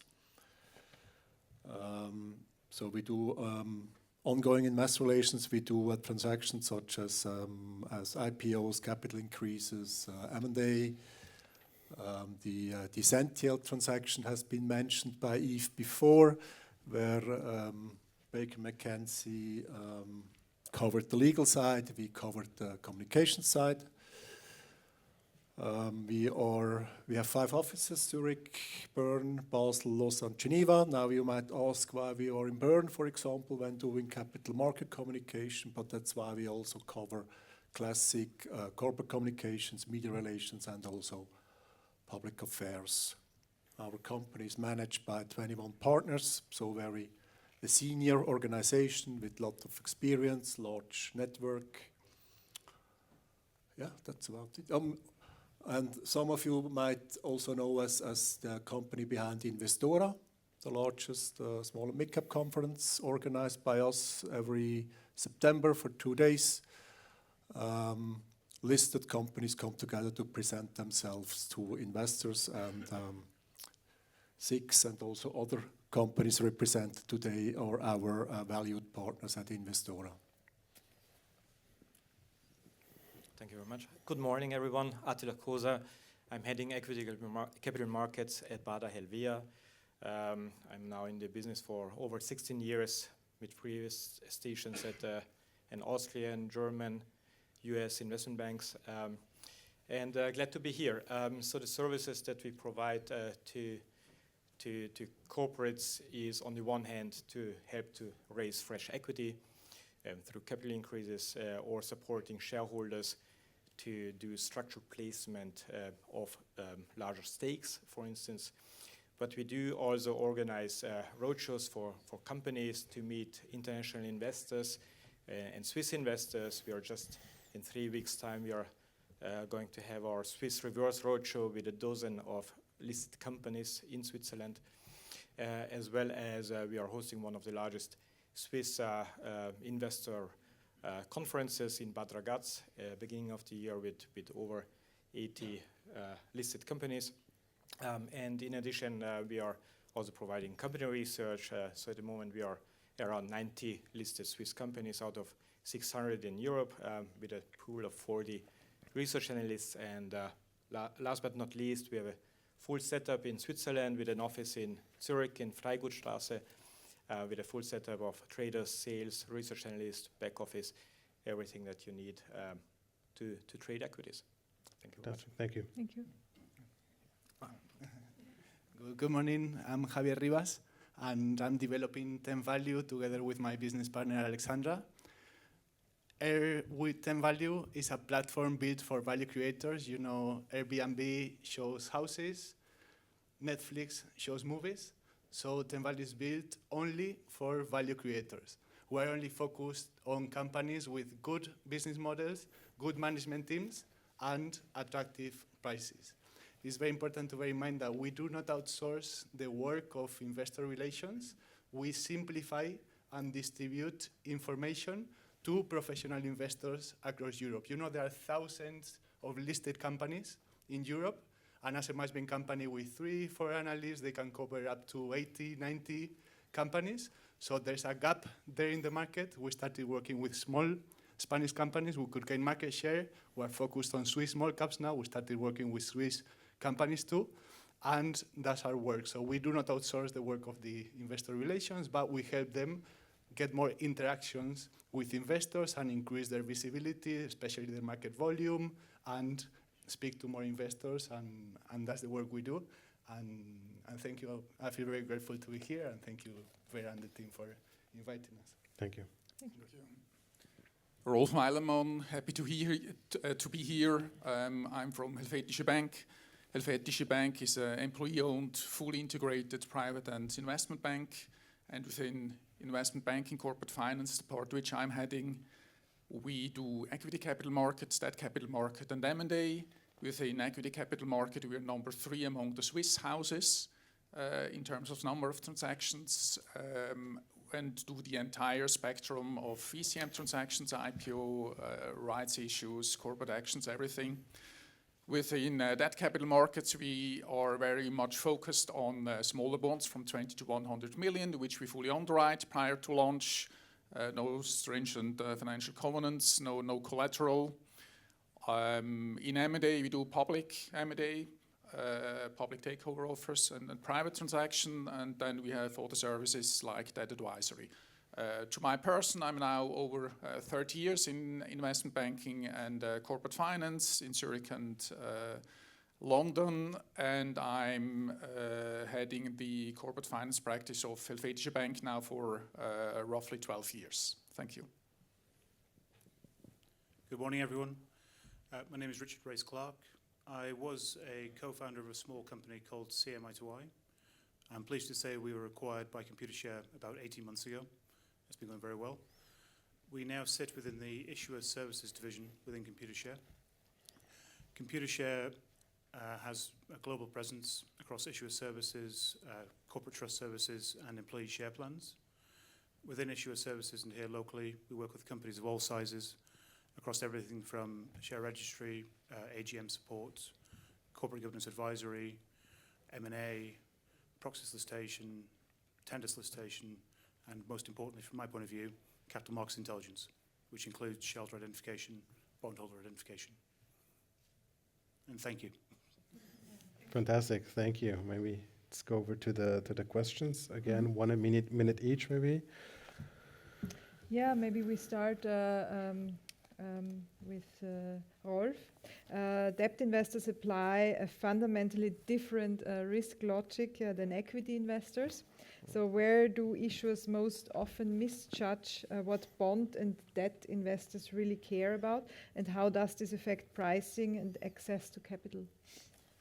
Yes, that's all about the question, what is an attractive investment case and what is a solid bond story.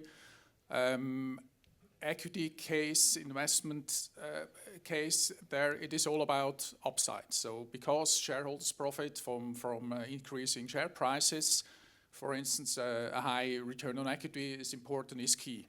Also, perhaps if you fund additional growth with additional debt, that can be very attractive. On the other side, robust debt story is all about downside protection, because if a company performs great, the bondholder does not really benefit from it. If the company performs moderately, same thing. If a company performs badly, then his investment is at risk. That's why downside protection is much more important. So a solid equity base, for instance, is prioritized over a high return on equity.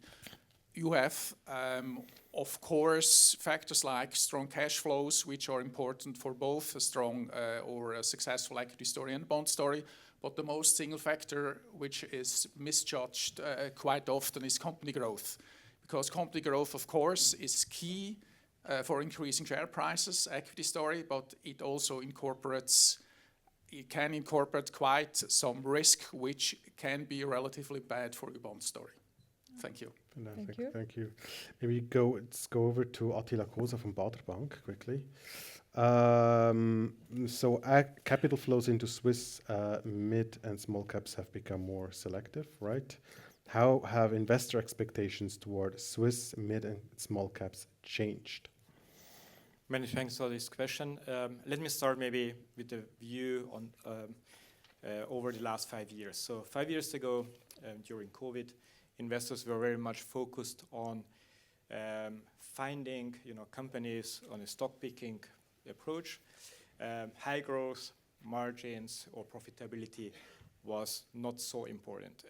Many or some of those companies have not performed well or are already gone from the market. And the mind shift of investors has changed in that regard. Also, during the last 5 years, there has happened a lot on the markets. So there are two major wars going on. Interest rates have increased. And also, Trump is stress testing the capital markets on a monthly basis. So these are all components where investors are shifting their focus less on what are the companies able to grow into the markets and consolidate the markets and competition and so on, but more on the ability to generate cash flows. So the focus has shifted on KPIs like free cash flow generation, free cash flow conversion, but also leverage levels. So for instance, the Swiss capital market, companies tend to have low leverage levels, which is a key differentiating factor when comparing apples with apples. And also over the last years, especially US investors were distracted for many reasons and have divested from European equities. This has clearly changed, also due to valuation levels, but also due to the fact that international investors now understand better how companies are coping with the circumstances, and stock picking is back again. So, for instance, beginning of the year, we have been part of 2 IPOs, and we have seen a decent activity, a very good activity of international investors, those that told me over the last 3 years they are not going to participate in equity placements, they are not going to participate in IPOs. So they are back again, and we see a healthy equity inflow into European and Swiss equities. And I think this is a good sign. The areas, because you also mentioned it, I tried to be very quick, just maybe 2 sentences. What investors are looking for at the moment, except apart from financial KPIs, is the mindset of C-level management of listed companies. So, how are they coping with the circumstances that they are, forced at the moment, like the tariffs last year? So, how are they navigating their companies through the regulatory limitations, and also how are they aware of the risks that the companies are exposed to? And at the end of the day, and I think this is also what some of the previous speakers have alluded to, is investors are building trust with companies, and it's particularly important to under-promise and to over-deliver, and to keep this healthy relationship and trust with investors. Thank you, Attila. Thank you. Yeah, well, let's continue with a question to Javier. Small caps typically suffer from limited analyst coverage and lower visibility compared to mid and large caps. So which types of investors are most inclined to invest in small caps, and how can listed small cap companies use modern IR strategies to better target and engage with them? That's a very good question. So we spend most of our time speaking to European professional investors. We like that. And we've realized that there are certain categories of investors who are very interested in small and micro caps. For instance, some asset management companies do invest in small caps. Then some financial advisory firms also have flexibility and invest in equities directly. Some private banks, family offices, high net worth individuals. So those are the kind of investors we're very interested in.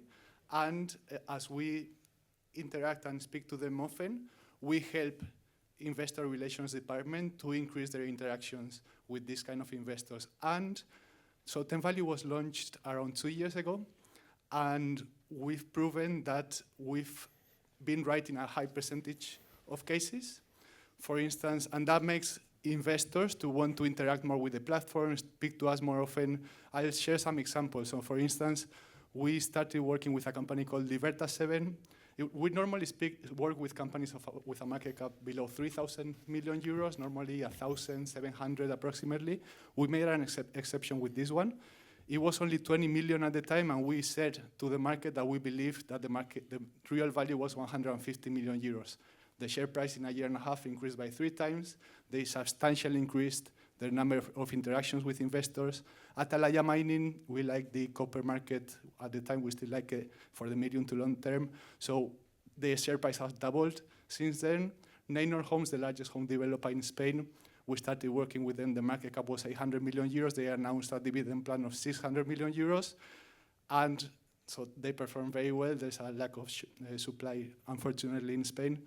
And the share price now has more than doubled too. In Switzerland, in Plenia, Luca spent a good amount of time with us, explaining how he felt very positive about the investment case, why he believed that free cash flow was going to increase substantially. He was right in absolutely everything he explained to us. We're very happy working with him. And again, so the number of interactions with European professional investors also increased substantially and organically. So in summary, we think that over time, companies are going to realize that it's not just about communicating well and having good visibility, but also about answering to your question. So targeting the right audience, making sure that the information reaches them, and then that they can interact frequently with those investors and seeing which of them are interested. And as TenValue, we can support the investor relations teams so that they do that and they can achieve their goals. Thank you, Javier. Thomas from Dynamics, will you grab the mic very quickly? Speaking the communications to the investors, why does a weak equity story limit the IR effectiveness, even when financial performance is very solid? Even when financial performance is very solid, that's because investors don't invest because of the financial performance only. They want to invest because of the mechanics behind the financial performance and of course, the future performance. So the equity story helps them to get the framework to understand why the company was able to deliver these good results, and more importantly, whether it will be able to deliver such good results again in the future.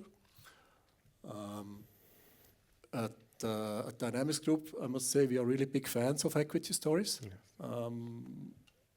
We think it's core really for the positioning of a company in the market.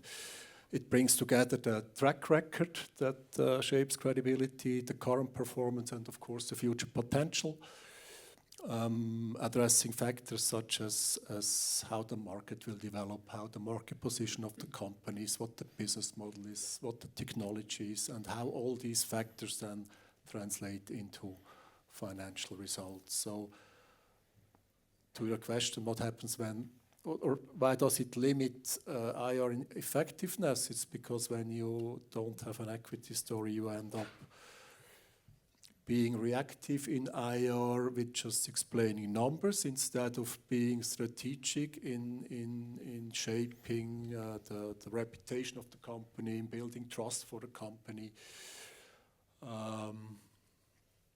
And yeah, it can then at the end, of course, the effect can be that the valuation is lower, the liquidity is lower, the volatility is higher, investor engagement is lower probably. So in a nutshell, for us, it's not a nice to have, it's a must have, an equity story, because yeah, without the story behind it, numbers are just numbers and don't translate in a convincing investment case. Correct. Thank you, Thomas. Well, yeah, then Alex, a question to you. Investor activism is becoming more targeted, coordinated, and legally sophisticated, actually. So how does a modern investor activism change the legal risk landscape for IR teams? And where do companies remain unprepared? So, yes, indeed, the IR work has become more challenging in the context of shareholder activism. And that's in two dimensions. One is external interaction. There's much more scrutiny when you interact with investors, be it in writing or verbally. You have to make sure, apart from the legal framework, which was also already mentioned by Annette, it has to be, of course, no unequal treatment, talk compliant, etc. But it also should be, consistent. It has to be robust. And activists, they know your weakness, and they can easily benchmark. The second dimension is internal interaction. The IR team is much more demanded in connection with shareholder activism. Has become an important player in the company, need to interact very closely, efficiently with legal, board, management, media, internal, external, etc. The second part of your question, I mean, what remain the challenges or where do they remain unprepared is a question which I like because it already gives the answer. Remaining unprepared, that's the biggest challenge and the risk for companies in the context of shareholder activism. And we have seen a lot, by the way, as you know, recently, Swatch, etc., many others. You can train a lot. You can have a playbook, and you should train legal team, board, management, etc. But the weak spot is around the board. And this is not new. This has always been the case. And my favorite reference is, I'm sure you have seen the movie Wall Street with Michael Douglas, where he is the activist, Gordon Gekko.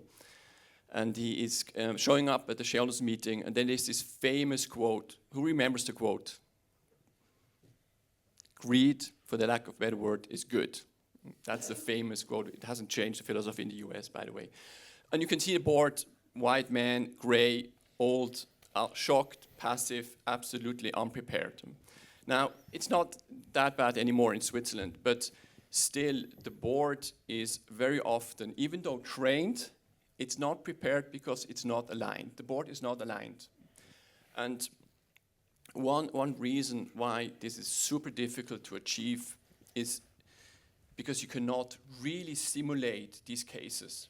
And my personal experience is 3 years ago, March 19, the merger of UBS and Credit Suisse. I was in the board of Credit Suisse. I cannot give you any insight, but you can see it is full stress with everyone in the room, legal, management, board, media, etc. And they were trained. And we had the activists, Karin Keller-Sutter, FINMA, don't quote me, but these are situations which you cannot train, and that remains the weak spot.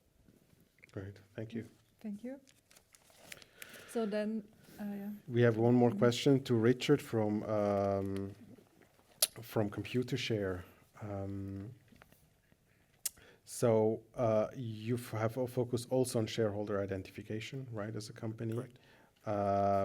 Why is shareholder identification or shareholder ID now a strategic IR capability? And what do companies lose when they don't do it? Okay, so if you don't know who your shareholders are, I think you may have a problem, if I'm honest. There are, in my view, 3 key things that knowing who your shareholders are enables. The first of which is engagement on 2 levels. One is from a corporate access point of view, investor relations perspective, knowing who to be reaching at the fund managers and the analysts within the asset managers, and then also within the corporate governance field. So understanding who controls the vote and engaging with the vote decision makers. Second one is risk management. understanding if there's any risk in the shareholder base. Are there any activists building positions or any activist supporters, hedge funds, etc., who may cause issues? And then the third is the development of the investor relations strategy. So understanding who your shareholders are enables you to develop the strategy, understanding exactly where you want to go. Do you want to develop a shareholder base, for example? Now, if I come back to engagement, thinking about that a bit more, with engagement, it's very important to understand the ownership base, not just at the asset manager level, but also down to the fund level, because the funds themselves may control the voting rights, not the asset manager. When you go into this level of detail, you can actually work out where the votes sit, who has that control of the votes when it comes to the AGM and supporting the AGM. This is becoming ever more important, especially with the likes of pass-through voting, which some asset managers are deploying, and also with the development of stewardship teams, where they're splitting their active and passive investments into different teams. And this is really making a difference. We've already seen this year some of those teams voting differently within general meetings. So if you don't understand who your shareholders are, I think you're at a loss. Fantastic. Thank you. Any questions from the audience? Yes, we have one question over there. Maybe just wait for the mic very quickly.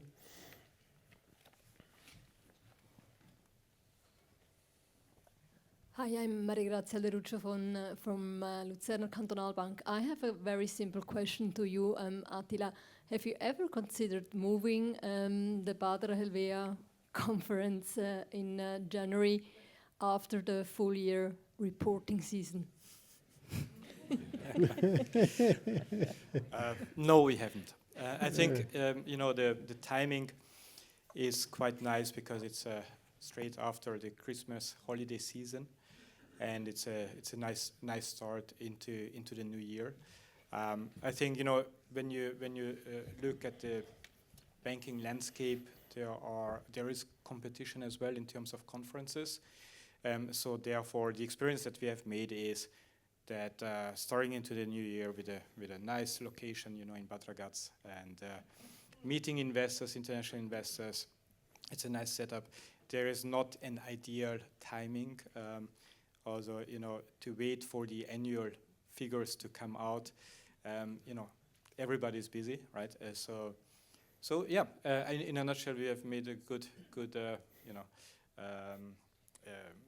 progress with keeping it in January, but happy to discuss.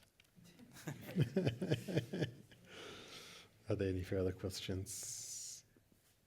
If not, I thank the panelists for your contribution, and I call up the next panel. The last one. The last one. Ah, super.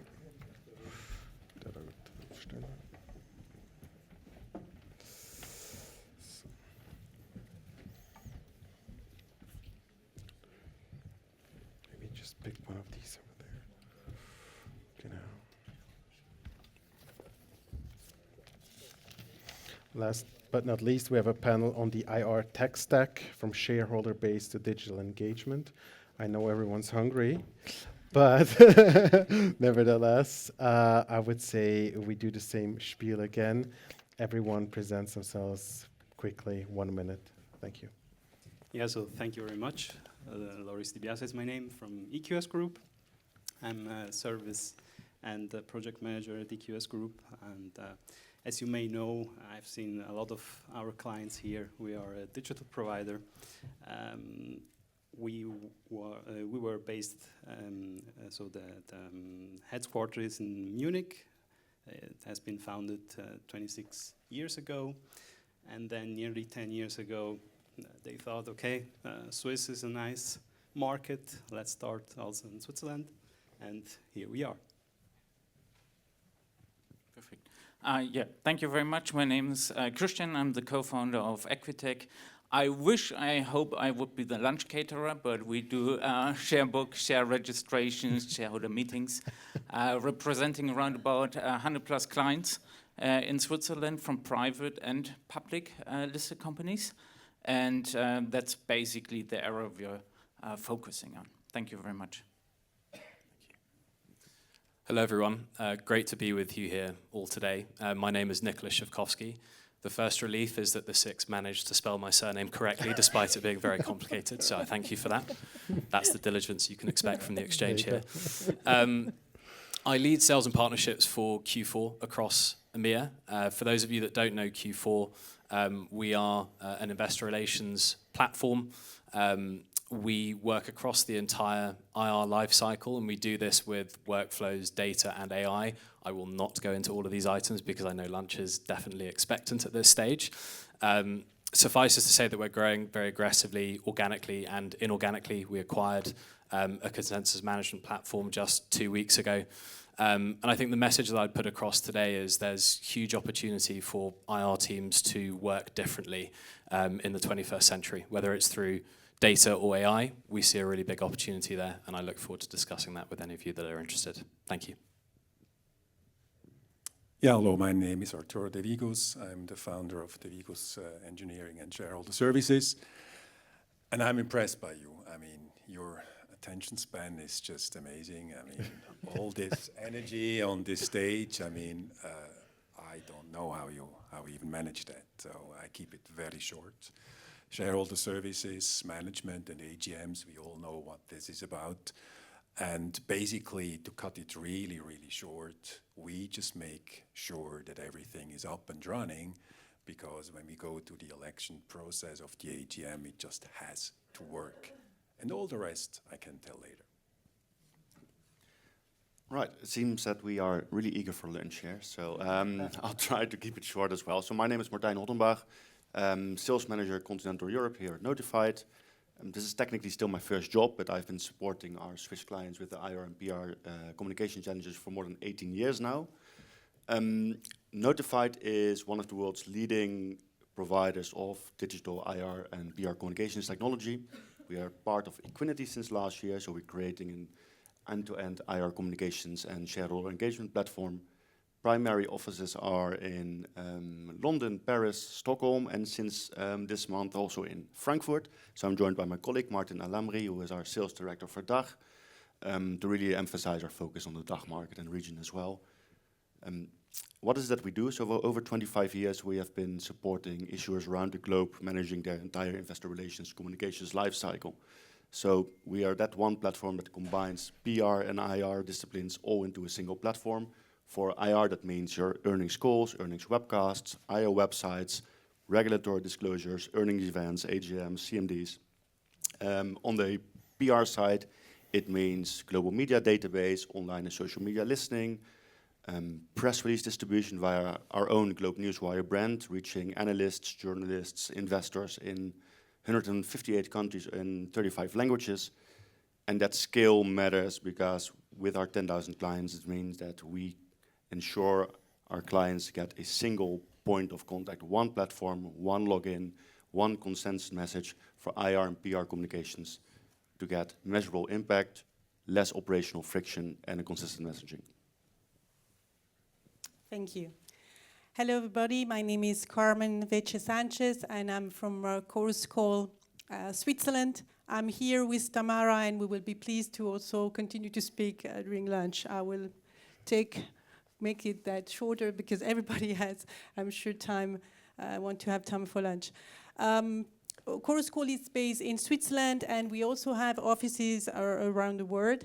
Our main focus is to help our client, our listed companies, where they are looking for IR communication tools, as you were mentioning before, Michael, but give solutions, digital solutions, and moderated conference call all in one using webcast solution and web-based calls in order to make sure that the content, the message you want to send out, it's correct, and you focus on that, and we take care of the technical side, the technical aspect, the management of your event to make sure that everything will be working perfectly as you expect. For that, we have a great team of experts, 35 years working with IR companies and helping investor relations, media teams, and corporate communication teams. Thank you. Thank you all. So then we go into the question round. So Let's go to the AGMs. So, Arturo, please. How are digital and hybrid AGMs reshaping shareholder expectations? And how can issuers turn this into an opportunity for greater accessibility and shareholder participation? Yeah, this is a really hot topic, and I mean, when the legal framework changed, of course, we started with the development of the new platform to enable also virtual AGMs. And to cut it short here, it's a lot of work, everything is new, and we have a lot of new things to learn, so do our clients and the shareholders.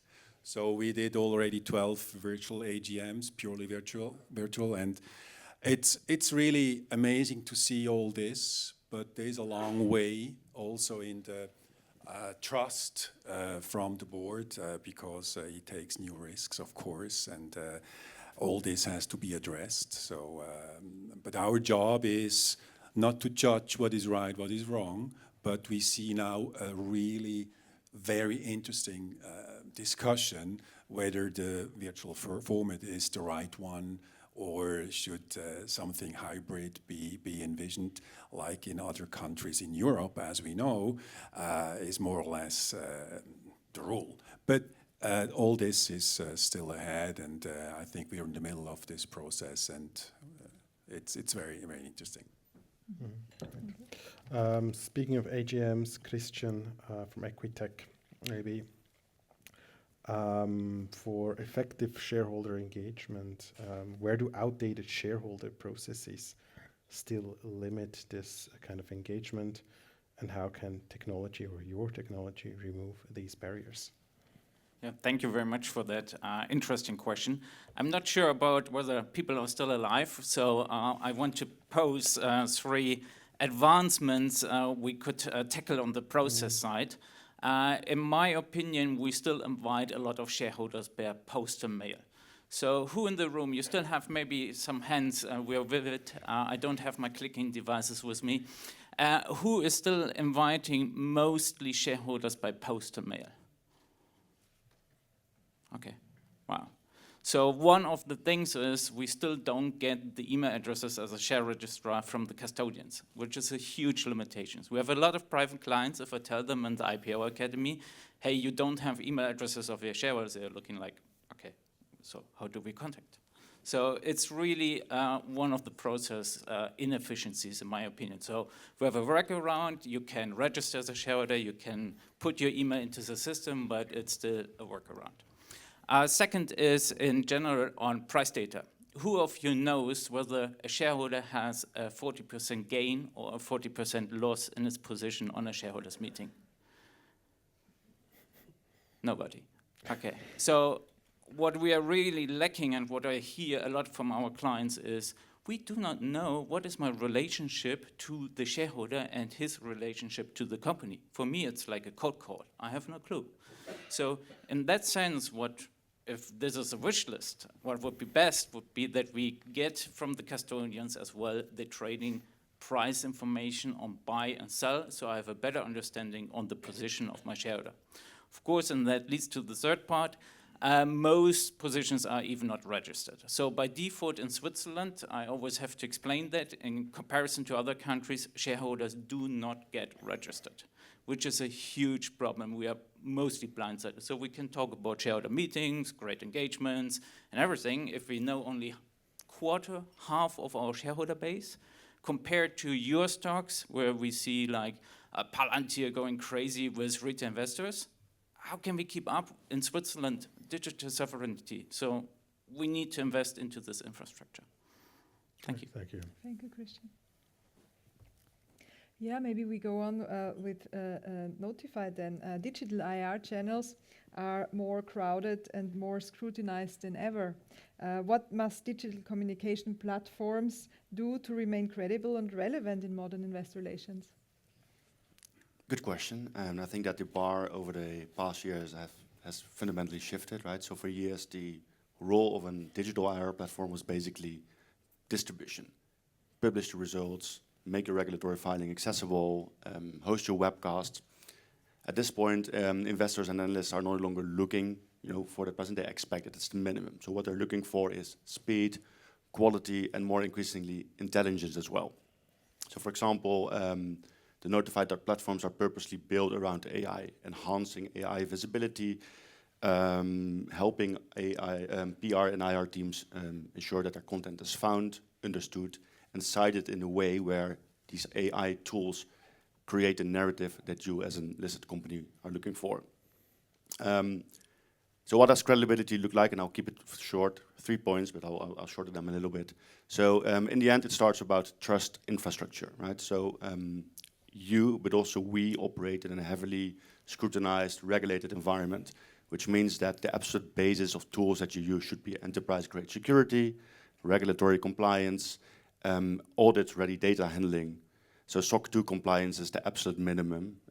That should not be a feature, it should be the basis of the foundation of the platform that you use. Otherwise, you're going to get a very nervous IR team, a very nervous legal counsel team as well. The second part, and that's really where the narrative and the discussion has shifted over the last 18 months, is the narrative reached in the age of AI. This is about IR professionals asking, where does my earnings narrative end up when, for example, an analyst is preparing their earnings brief for an analyst call. And that really depends on how you structured your press release, where you send it, for example. How did you structure your release? How did you distribute it? How did you cite it? And how do you make sure that it is retrievable and credible in AI-generated inputs? So, for example, distribution via high authority newswire, which is a trusted source, ensures that it's no longer about press release coverage, it's about controlling your narrative in this AI-mediated environment.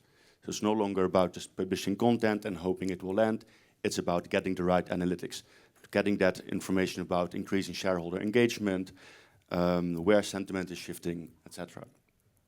The third one is also the shift from a point-to-point solutions to a fully integrated intelligence platform. So currently IR teams are managing different audiences, content, websites, webcasts, regulatory filings, and the ones who are really ahead of the curves are the ones who are no longer accept that all of these are segmented, that it comes into a single workflow. Single workflow means that you have data which is no longer scrutinized, but actually give you intelligence, actionable intelligence to act on, allowing you to have a consistent messaging and operating model across IR and PR communications teams. Right. Thank you. Maybe one question now to Nick from Q4. We're speaking a lot about a lot of data in IR. How can you unify the data and build a single source of truth, to drive that engagement with the financial community? Big question, Michael, and I'll try and keep the answer short. Data's proliferated for IR teams. The systems available to IR teams has also expanded dramatically. That doesn't make it any easier to know what is best practice and what you should be doing. At Q4, the way we think about systems and data, we try and approach this from a repeatable standpoint. So what for investor relations is a repeatable cycle?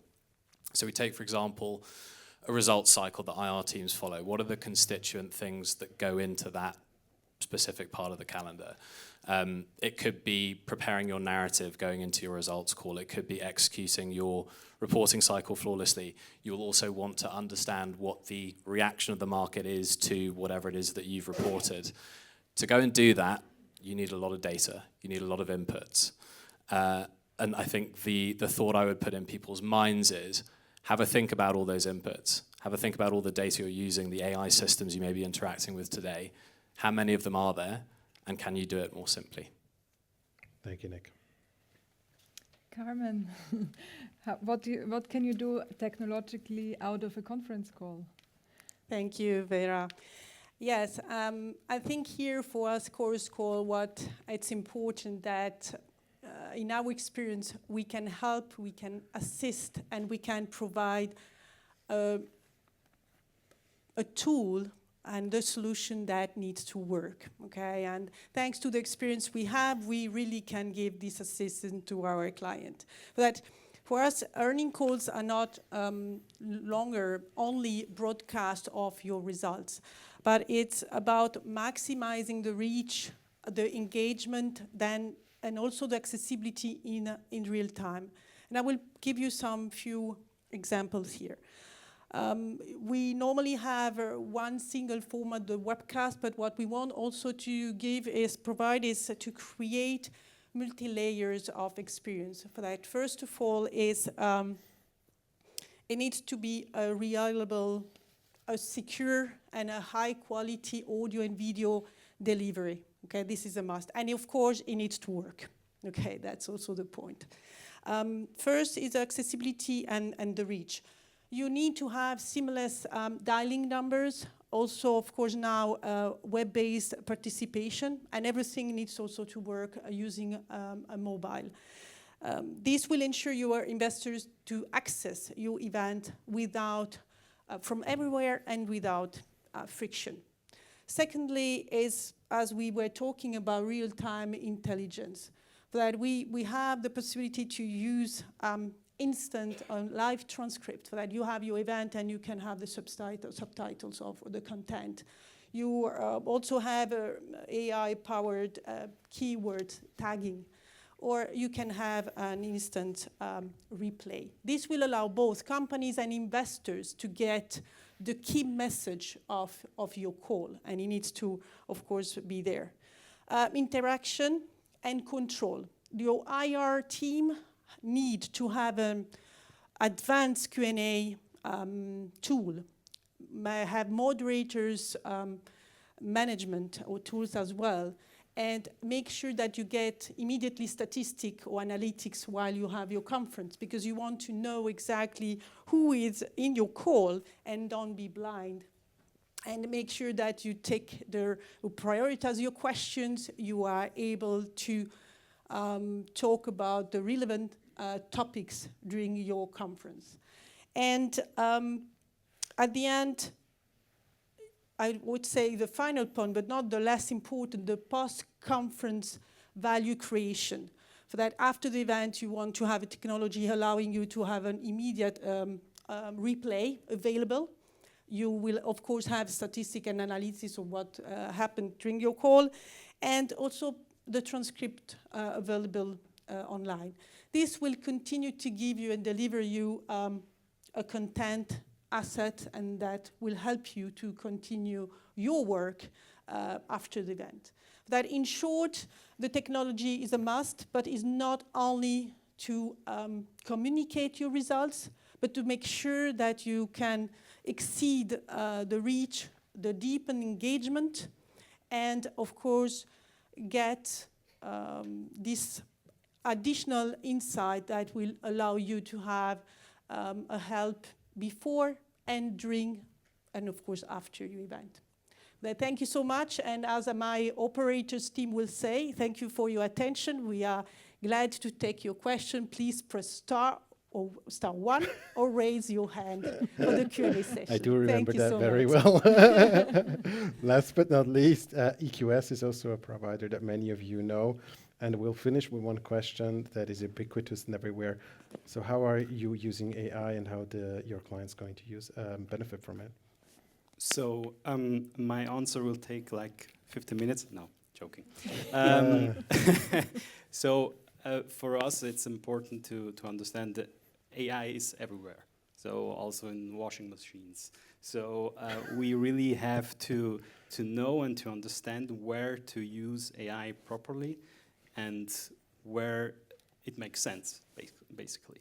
So we are really checking in our tool where there is a value for our clients for using AI, and that is supportive and not replacing the user. So the user should work smarter and faster, because as you all know, when you have an ad hoc announcement, you don't really have time to play around. So this is our goal, to have AI integrated for the future. But it's also very important for us to still have personal contact with our clients, through our client service team here in Zurich, by the way, so that you are really safe, if we can say it like that, that there is still a person behind our tool. And I guess that AI will help us, but the human part is still very important for us. Thank you very much. Thank you. So we still have you there. Okay, good. Any questions from the audience? If not, I thank you.